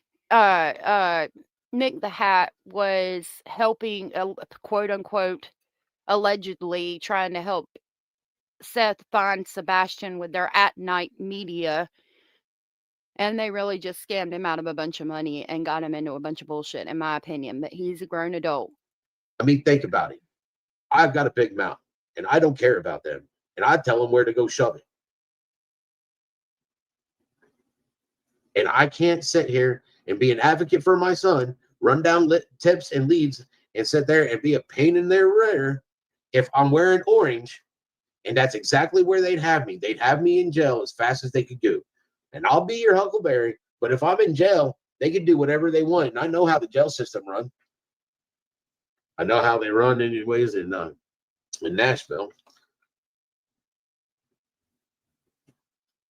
As soon as I would get arrested and get in jail, there'd be a good chance of possibility I wouldn't make it out alive. I have a feeling I know who this person yeah, I know who you are. I'm not even going to sit there and say your name.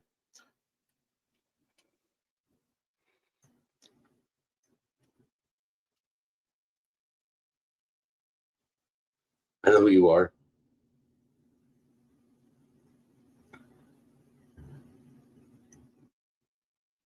Sure, I'll probably strike Queen Bee for streaming me while I'm live. She doesn't deserve it. She's one of those hate channels. She can buzz right off. I don't think You we know? need to be classifying this channel as a hate channel and this channel isn't. But I mean, I understand some feelings of hostility. Queen Bee wasn't streaming him. She was streaming Rumble. So you could have struck her, but it wouldn't have done anything because she wasn't streaming you from YouTube. No, it's a saying, "I'll be your Huckleberry." Like, I don't. I think it means like, I'll be your kind of like a snake. I'll be your target, but I'm gonna get you back. Some of you might in chat might know that reference a bit better than I do.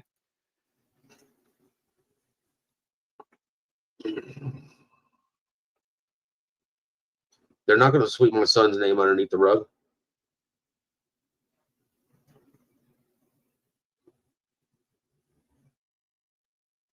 Oh, yeah, I know. Well, I'm not going to give her any more streaming time. I do appreciate everybody for showing up for my live. I gave everybody plenty of time to prepare for me to be going live. You know, the thing is why they're streaming me, they're still giving me more airtime. But yeah, I think I'll strike her. She doesn't deserve her channel anyways. She did, you know, honeybees are the only bees I like anyways. Ladies and gentlemen, I do appreciate you showing up. Together we can change the world. We just got to be on the same page so we can change it. I agree with that statement. Again, I appreciate every one of you.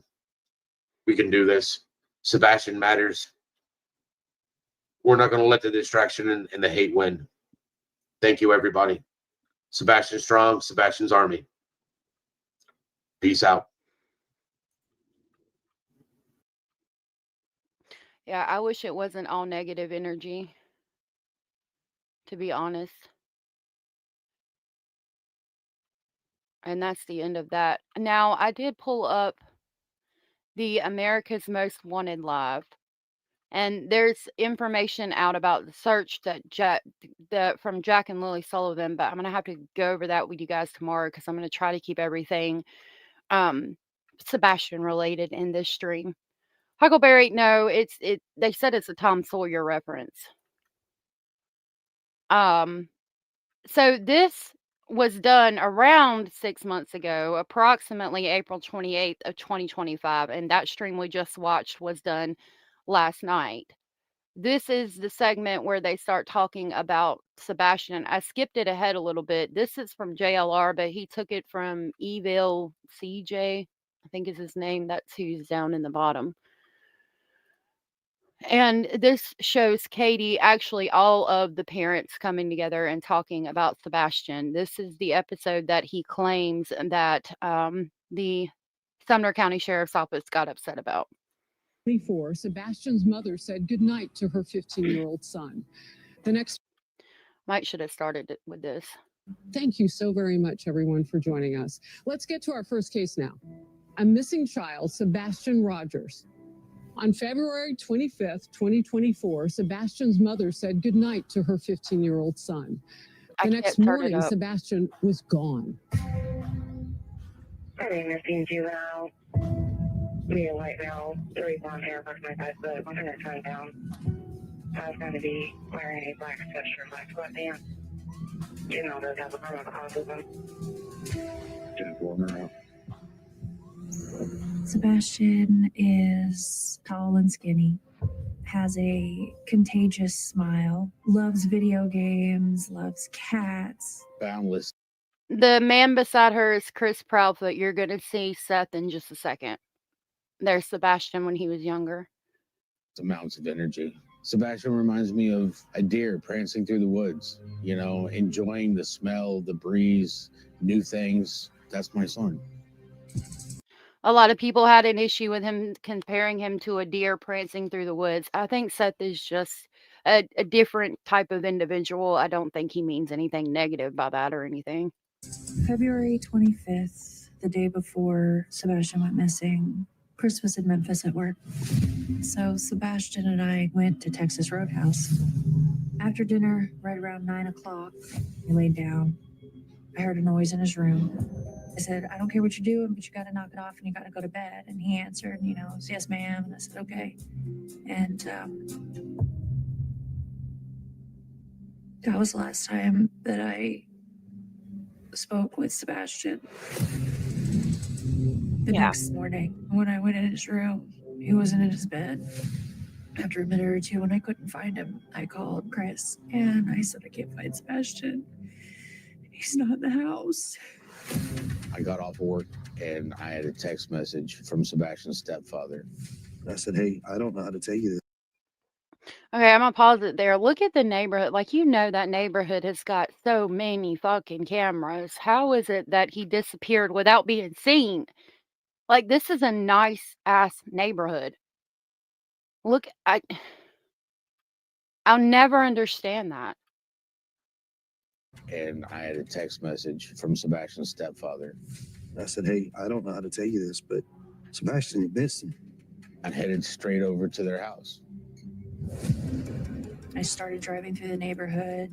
I was panicking. I was looking everywhere. Where is he? What happened? Did he go with someone? Did someone take him? By the time I pulled into the school, Christopher was already telling me to turn around because the authorities were on their way. They used helicopters, they used drones, they used ATVs, horseback. An extensive search didn't yield one significant lead or even a glimpse of the boy on any doorbell cam video. Days later, investigators combed through a landfill, still saying they had found nothing. Okay, so allegedly the dogs led to a retention pond that was drained. There was a construction site behind the landfill, behind in the area that he could have walked to. And there's camera footage where they see trucks moving or something. SF Investigates has got some camera footage. I'll see if I can locate that before we go. I don't know if I'll be able to or not, but it's of the it's a camera that's focused directly on the construction site that morning. They The trash from the house and the trash from the construction site went to 2 different places, and my understanding is they checked the trash from the construction site. I don't think they checked the, like, neighborhood trash, but I could be wrong. HTF did no camera pick up. How the fuck did no camera pick up on anything? They're quick enough to pick up things that they shouldn't. Right. That's my whole point. I'll never understand that. We have nothing. We just have speculations. We get criticized. The father gets criticized. Law enforcement's been criticized. Online sleuths are really analyzing videos and creating their own theories. Sebastian is putting something in his pocket. Surveillance footage from a neighbor shows 2 people outside of Sebastian's house that night. Something happened. Tonight marks 1 year since Sebastian Rogers disappeared near Beach High School in Sumner County. My life is not the same without my son. He's not here, and he's somewhere. Someone has him. This year has been the worst nightmare I could have imagined come alive. Yeah. You're right. Just wants whoever has him, just give him back. It's my son.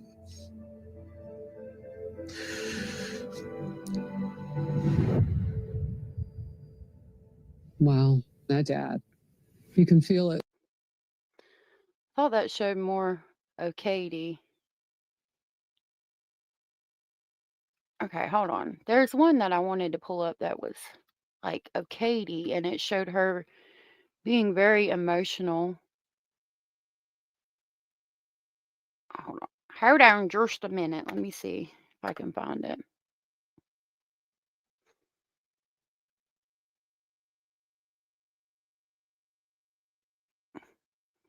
It's that one. Hold on. Oh, they're going over the. Hold on just a minute. Y'all got to know the one I'm talking about. Like, she breaks down crying and everything. It might be the 1 year mark. This is 8 So months first, ago. thank you both for taking the time to come talk with me. I appreciate you. Thank you. So here we are. Sure, This this is an one. entire year after Sebastian's disappearance. There's no really strong lead. There's no sighting yet. content. So tell me what you're feeling now. Here we are 1 year later.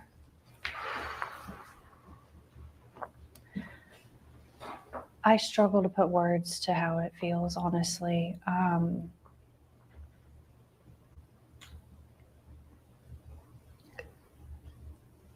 The amount of ups and downs, the amount of like possible leads that haven't panned out. We every day, you know, it's like waking up to this reality that it's actually real. Angela, you think so? And He is wearing that Pigfest shirt, and there's some things going on with Pigfest. I know that they didn't want them to pass out flyers at Pigfest, but I don't think that meant they couldn't talk about Sebastian. Thank you, Cat Lady. Good to see you. I pray for everybody in the family, but I appreciate prayers for anybody at all. Thank you for that. I mean, Sebastian should be home with us. I mean, he should be in school. He should be playing. He should be learning. He should be experiencing life. And until we can find him and until we can bring him home, we're going to keep doing everything we can to make sure that people don't forget about him. We're going to keep making sure that we spread awareness for him. And we're going to keep searching, and we're definitely going to keep praying. You've told me you do want I to think stay she is. positive. I know you both want to stay positive. That's all part of it. So in your mind, do you see Sebastian coming back through your front door? Do you feel he's okay? He's alive. He's out there. Okay, so Seth does not have any other children. Katie does not have any other biological children. Chris has a daughter, and I think he gets visitation with her. It's split custody or visitation, one or the other. Hey, Madeline. Oh, cat lady. So we got to be careful because in my chat, I don't mind if you have differing opinions than me, but I don't blame any of the parents here. So I just ask that nobody blame any of the parents. You can share your thoughts and opinions, but I don't want to blame any of the parents. I personally I think if the parents were involved, they would have been arrested by now. I dream about it every day. I dream that one day I'm going to wake up and this is going to be a nightmare, but I don't want to pray that anybody doesn't get to see their children again. yes, I believe that my son is out there somewhere. Exactly. I believe that we are going to find him. We are going to bring him home, and we're going to find a way to recover from this, and I'm going to watch him grow into a young man and, you know, live the life that he deserves to have. What would you say to him when he walked in that door? Oh God, I don't even know if I'd be able to speak. I'd probably bulldoze him down with hugs. Honestly, when I picture that, I just picture being able to hug him, to hold him, to smell him. I mean, just to be able to hear his voice, to hear his laugh, to see him just be with us and be okay is like I can't wait to see my son. I want to find him so bad.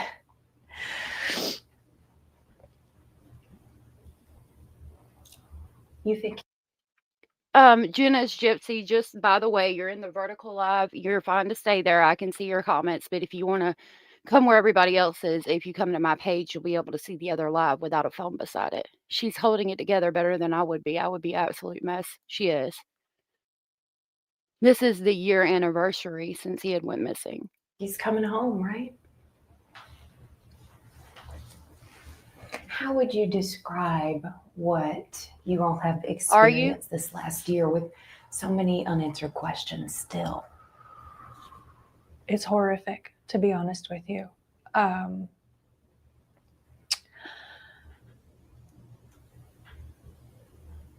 I don't know how to describe what it feels like to watch the news, to go hang flyers in every store, every business, every place that you go to, and still find that some people don't even know about it. To hear that there might be a lead, and then just to sit there and have to wait and find out that it's not him yet.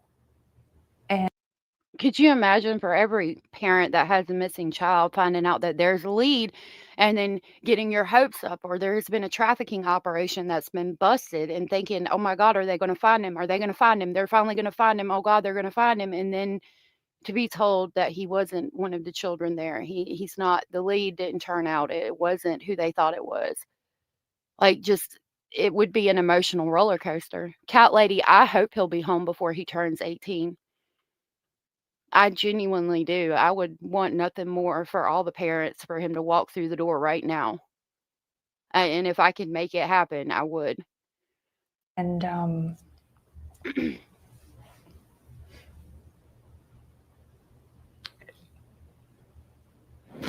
It's pure hell. Hey, Mustang.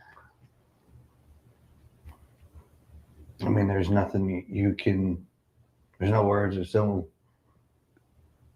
way to put how this actually feels.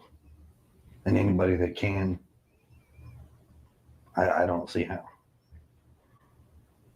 I mean, it's day-to-day life changes and you're stuck. It's almost like it feels like it's a Groundhog Day thing where it's the same thing over and over. You wait and you hope a phone call may come in. You may get something, may get a lead. Turns out to be nothing. Cat lady, I don't remember him saying that. If he did, if you send me a receipt, like if you can send me a timestamp or something, so I can get the whole context of the situation, that would be amazing, and I'd greatly appreciate it. That's how it feels.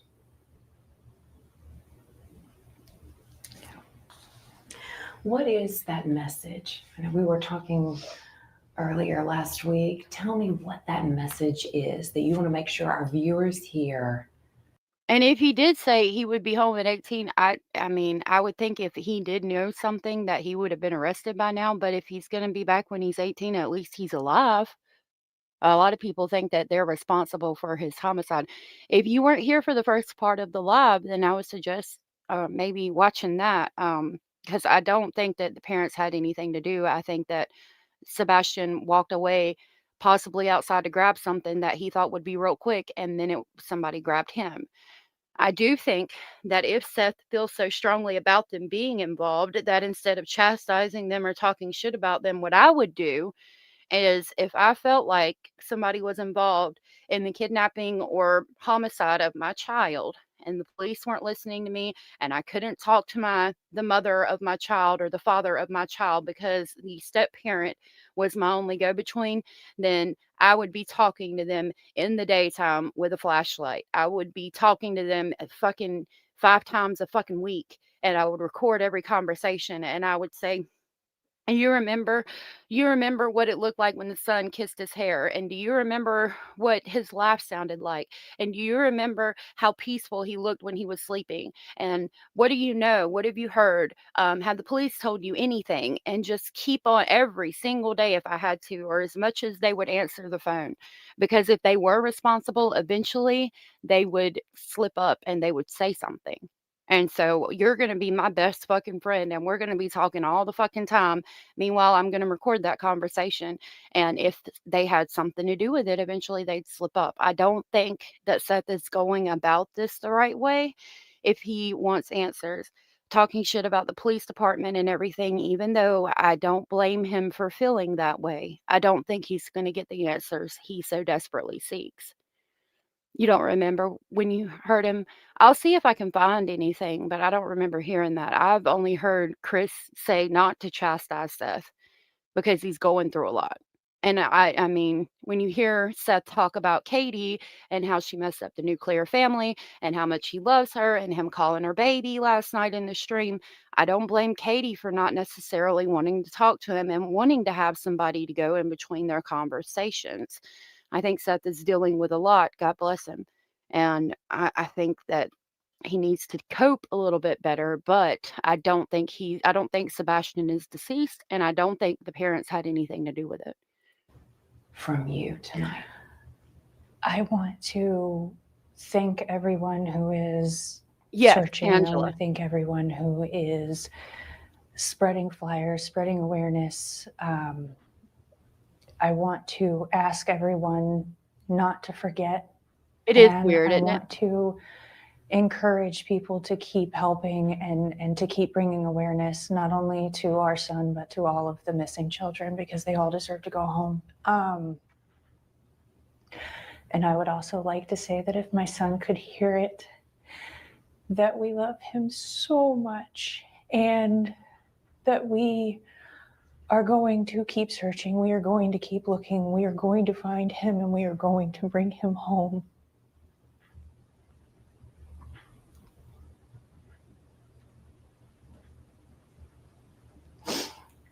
describe your hope right now.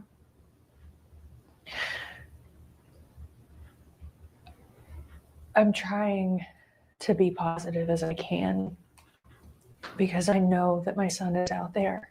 I think if you watch the stream, like if you go back, even if you play it on 2X and you watch the whole stream, I think it will give you a better perspective of how I feel about this case and how I approach it from a standpoint of being respectful to everybody that's involved in this case and trying to genuinely figure out ways that I can help Cat Lady. I struggle to find words to even describe how it feels anymore because it's a living nightmare, to be honest with you. But at the end of the day, I think they it's all not do. about me. It's about the fact that Sebastian is out there and that we are looking for him, and we're going to keep looking for him, and we're going to keep praying to God that he is okay. And we're going to bring him home. It's so sad to me because she hears the words that are coming out of her mouth, but I can also tell that she at the same time is fearful or might have lost a little bit of hope. That's what I see. I see somebody, I mean, she says that and she wants nothing more than to bring him home, but she's afraid that he won't be found or that he won't come back home.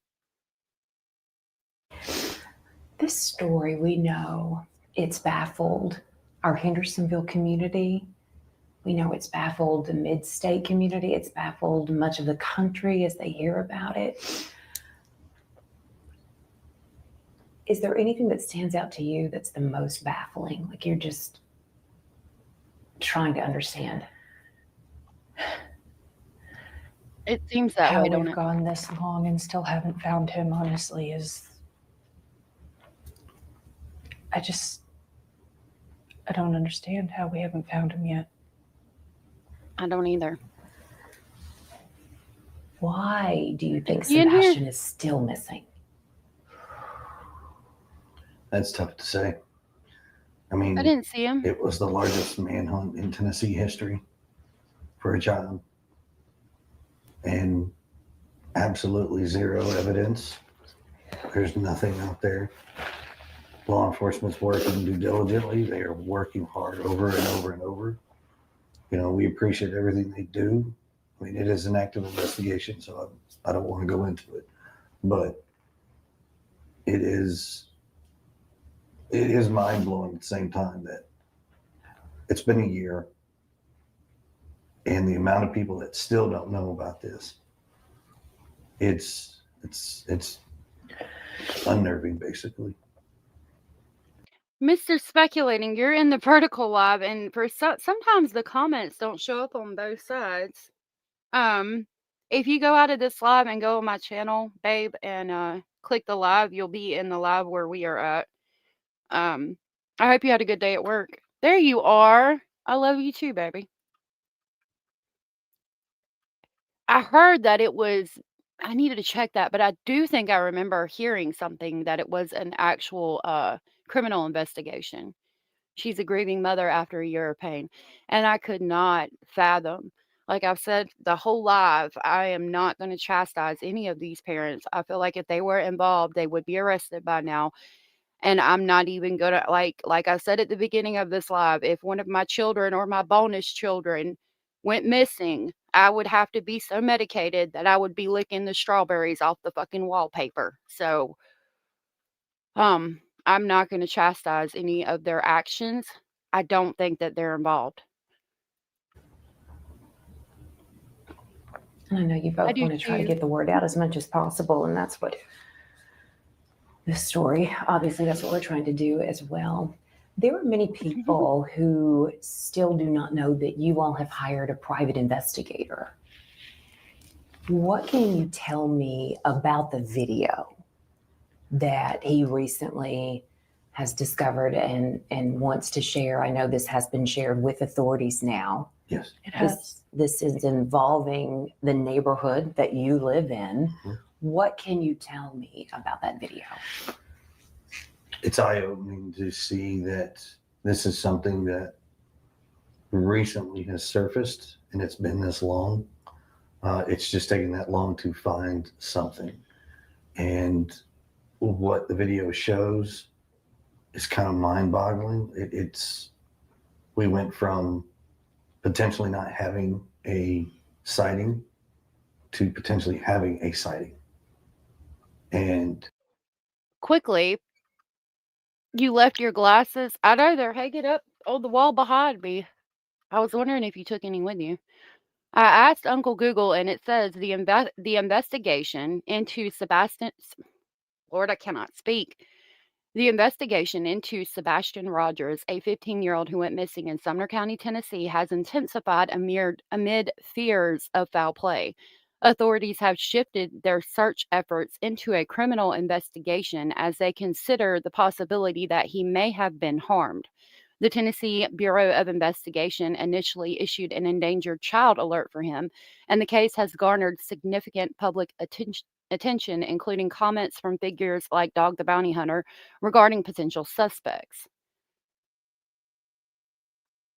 I was under the impression that it wasn't a criminal investigation. And I don't think that it necessarily is, though I could be wrong. I could be reading that wrong. I do want to say that it could be because like he could have been trafficked. I don't know. I don't know what my response to that would be. That's what Uncle Google pulled, and I'm gonna give you everything that I find. I could be wrong. it kind of changes, like, wait a minute, now Oh we may no. have something to actually work off of and move forward with and see where this goes. Exercise every avenue till its fullest. No It doesn't stone matter. unturned. No stone unturned. I'm sorry that you're going through that or you went through that, cat lady. I don't know what that feels like, and I don't pretend that I do. I'm so sorry that you're having to deal with that. That's horrible. I'm glad that you found who harmed her, and I hope that he does stay in prison where he belongs. And Katie, you told me earlier you were determined to get to the bottom of this, to get to the bottom of that video. Yeah, absolutely. Anything that could possibly be something that could lead us to him. We're going to keep looking. We're going to keep digging and keep finding and confirm if it is or isn't, because, I mean, if it's possible, then it's got to be confirmed. How hopeful are you that this video truly has something that could lead to finding Sebastian? I pray that if there is anything even remotely in it that could help us find Sebastian, I pray that it is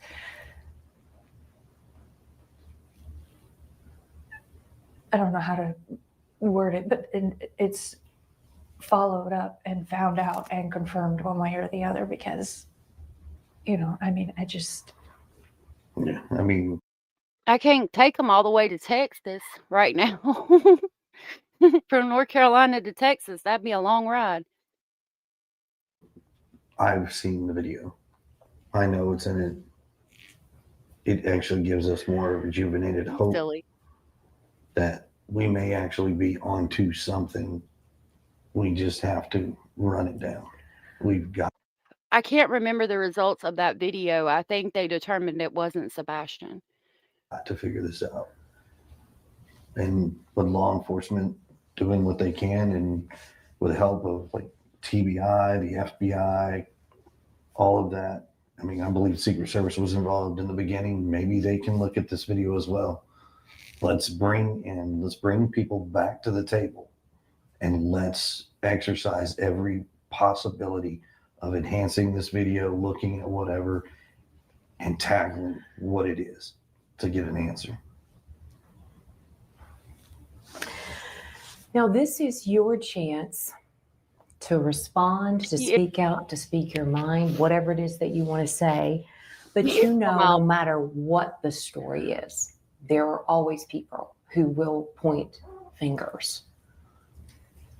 What do you want to say to anyone out there who wants to say that one of you could have something to do with Sebastian's disappearance?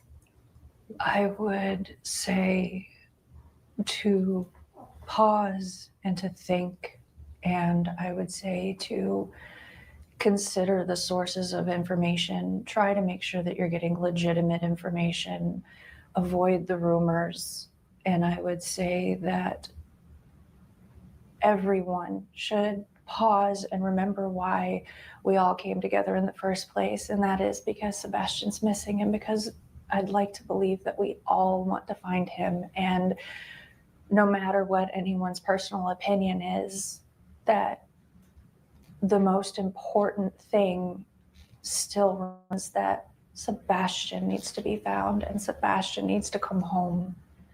And I would just say thank you to everyone and anyone that is a part of that. So let's say Sebastian is listening when this is running, and he hears you, he sees you. What do you want to say to him? I would say that I love you so very much, and that I hope that you're okay. And I would say that know that we all love you, and that You notice, yeah, please do your research and make sure that you're only going with the facts. What I'm noticing here when she talks, she's looking up, which means she's thinking, she's recalling things to say. She's looking directly at the person who is interviewing her. I believe her. You're funny. He does this thing, y'all, with his hands where he takes his index finger and his thumb and he'll make like a circle, like a tunnel, and he'll look through it. And he says he can see that way if he doesn't have his glasses. It's the funniest thing. He like makes like a tunnel with his hand and he can see through it. I could see you doing that right now. You sold a few old books? Sold a few books? That's awesome, Kiwi.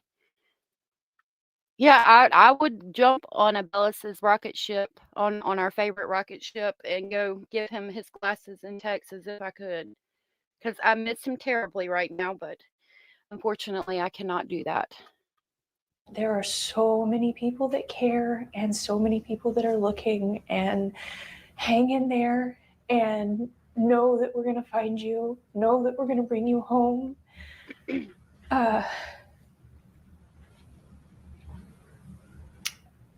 Just, I miss him so much.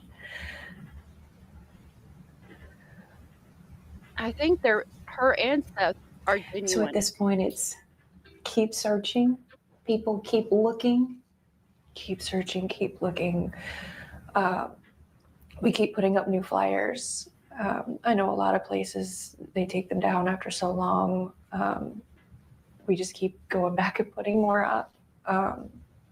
So that is indicative of her going out there and putting out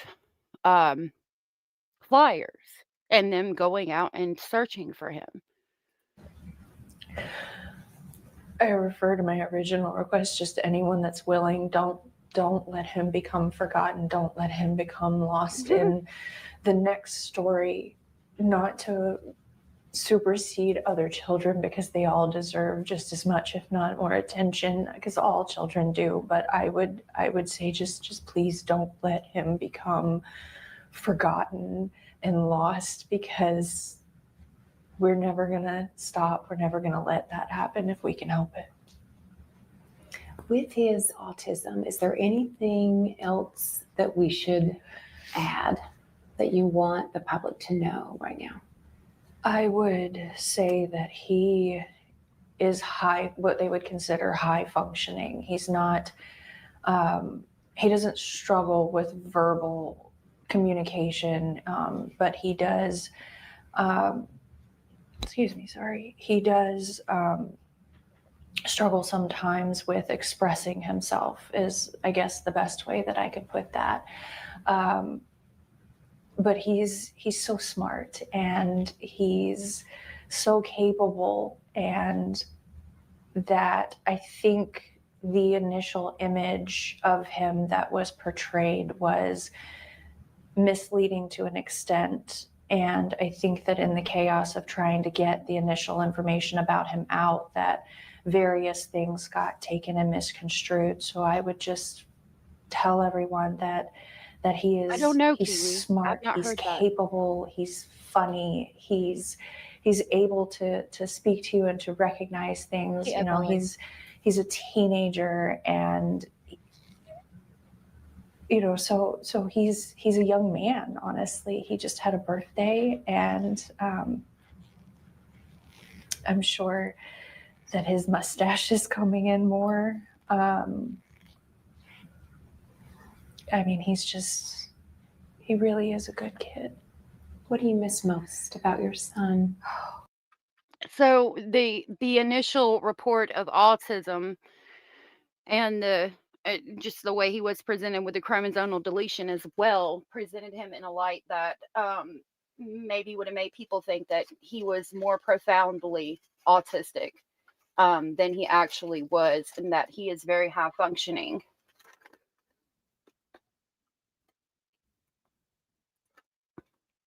I hope somebody finds him too, babe. I do. I was telling them that when we move, I'd like to go put out flyers of some of these missing children and things like that, and maybe make some shirts with their flyers on them, like just to wear during my live streams, to try to help keep the information out there. I miss his smile. I miss his laugh. I miss going and doing fun things with him. I miss taking him to get a haircut and him saying, "Mom, feel my head." I miss cooking dinner with him. Thank you, Hannah. I miss game nights. He would play Uno until the sun came up if you let him. You know, he goes through phases of which games he's into, but you know, I miss him. I miss everything about him, the good, the bad. I miss his attitude. I miss, you know. Chuckaleg said, "Man, this is hard to watch. I can't imagine how horrible it would be to live through." And I don't think any of us could. And I think it's genuine that she even misses when he would get an attitude and the bad and the good and, you know, everything. That to me is genuine. She misses her baby. Him trying to eat all the sweets instead of dinner. I miss him stealing my Brussels sprouts while I'm trying to cook them. Oh. I sense lots of joy that's being missed right now. Green tea.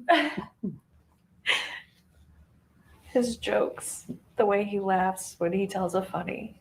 He had there's a video that I put out that he was being goofy, and he had this like half gallon of green tea that he had gotten from the grocery store, and he thought of this joke, and he ran in the kitchen and he grabbed a green cup and he was like, "Mom, green tea." And it was just so funny, and I was just like, "Dude, hold on, you gotta do that again." And I grabbed my phone and I was like, "You gotta do it again." And he was like, "Green tea." And he was just like, it's not in the video, but he was just rolling because he just thought it was the funniest thing ever. And He's got some quirky one-liners. oh God, he was getting he was getting to where he had some good ones. Sounds like a great sense. Tara, Lovely Bones, send me the information in my email and I'll put it in the video that I'm hoping to be able to make tomorrow if I have enough time before we go live. Of humor. It was definitely developing. He was coming into his sarcasm. You know, like one of the other videos I released, when it's hard to hear, but we were bowling, and because he has a lot of fun with it. He actually was getting a lot better without bumpers, but he like rolled a good roll, and he turns around and he's like, "You got wrecked, Mom." And I was just like, what is happening right now? But I Mm. mean, I miss that, you know, I Yeah, let I me know. miss I'll definitely being put it able out. to hang out with him, you know, because he's not little anymore, you know. Which we had a lot of fun when he was little, but when they get older, you know, you start being able. I think it's because they're recalling memories about Sebastian, like saying the things they miss. But I mean, they are, to be fair, but I think it's because they're recalling memories. It's the same thing, allegedly speculating at gmail.com. able to do different things with them, and you know, game nights are, God, they're a blast sometimes. We 'Cause didn't there's have pool days this year. whole days. Hmm. It's big in the summer. He loves to go to the pool as much as possible. Swims. Swimming. Oh God, he loves to swim. Mhm. He's I don't know See, if there, I put they said he loves to go to the pool in the summer and he loves to swim, present tense, because they're talking about what he likes to do in the summer, and when they're referencing like a joke that he made or him being snarky with the bowling, they're recalling past memories, if that makes any sense. Like, you know, so they're going to refer to him in the past tense because that's a past memory, and they're talking about things they want to do in the future. They're referring to him in present tense. I think that's what I see, but I could be wrong. Southern Cat said, I just don't believe the parents had anything to do with him being missing. I don't either. that picture out or not, but there's one that I took of him. He has on this like giant, I think it was a flamingo, and he was just like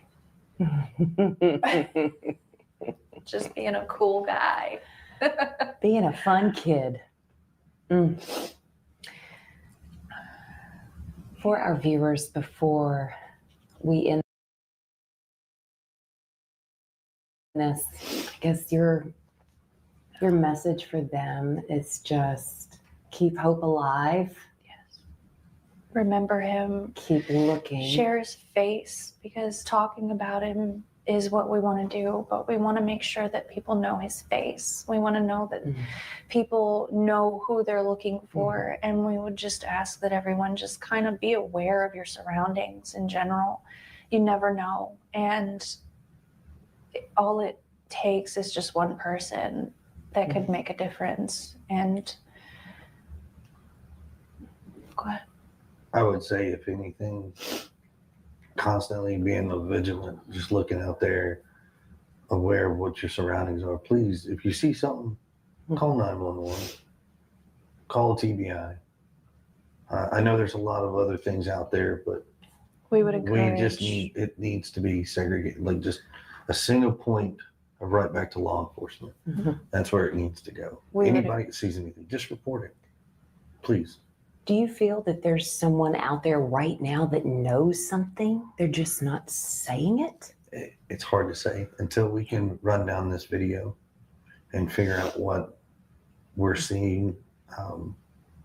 I don't want to speculate. I don't want to, because it's an active investigation. I don't want to add any more rumor chaos that's already out there. We just want to keep this to the core, Sebastian. Keeping hope alive. Yes. I think so. Goes on. We are hopeful and we are praying for you. Thank you. We appreciate your time. Thank you for talking with me. I don't think you are. I don't think you are. Nothing was found on Jack and Lily either, and so I'm very hopeful that they are located as well. Someone knows something, and that's what it boils down to, and I hope he's located safe. Not every past tense reference means there's some sort of guilt. That is how one references that this has happened in the past, right? I want to close out Hio 8 months ago, which I think it was his, hold on. I think it was the 1-year anniversary of Sebastian missing. She did a beautiful dedication to Sebastian. So we're going to close out the live stream with that. Actually, I want to show you this real quick. This is his flyer. Sebastian Wayne Drake Rogers has been missing since February 26th of 2024 from Hendersonville in Sumner County, Tennessee. His date of birth is December 7th of 2008.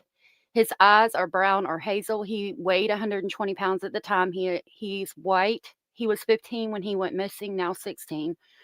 His hair is brown or blonde. He is 5'5", and he is a male. The FBI is offering a reward of up to $50,000 for information leading to the whereabouts of Sebastian Wayne Drake Rogers.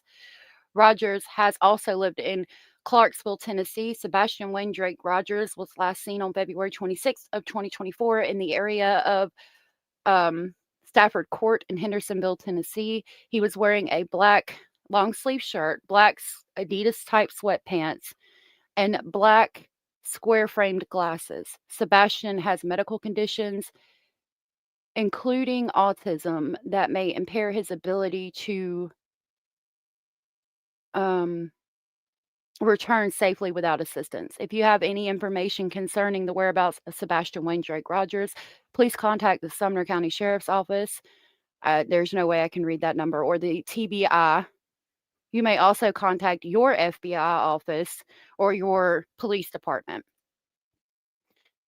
And now we'll jump back over here, and I'm going to close out with Hio's dedication to Sebastian.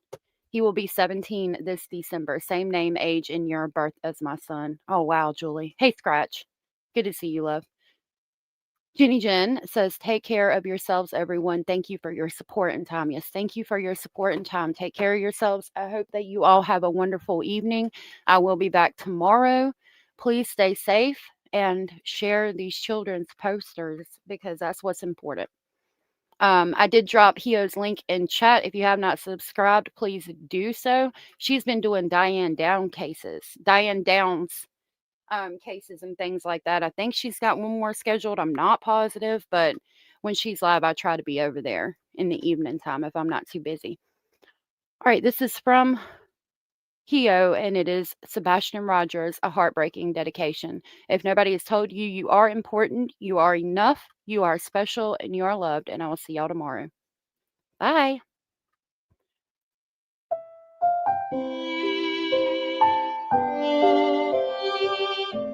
Green tea.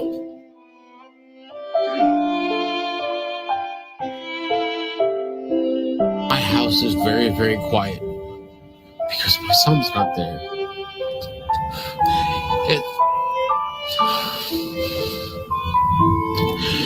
Going through hell when I go home. He's not there.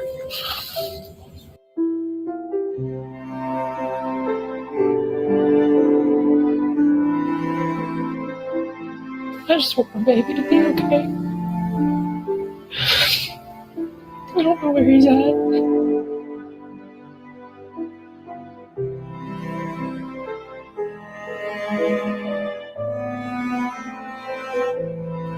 He's gonna walk through that door, and the street will be flooded again with family and relatives all waiting to hug him.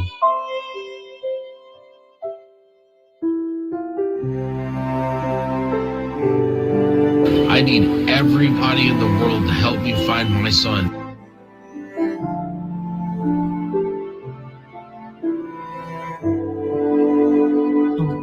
I would just like to tell my son that I love him and to know that we are never going to stop searching. I'm going to keep looking for you until I find you. And if you see this, call me. You know my phone number. I won't change it.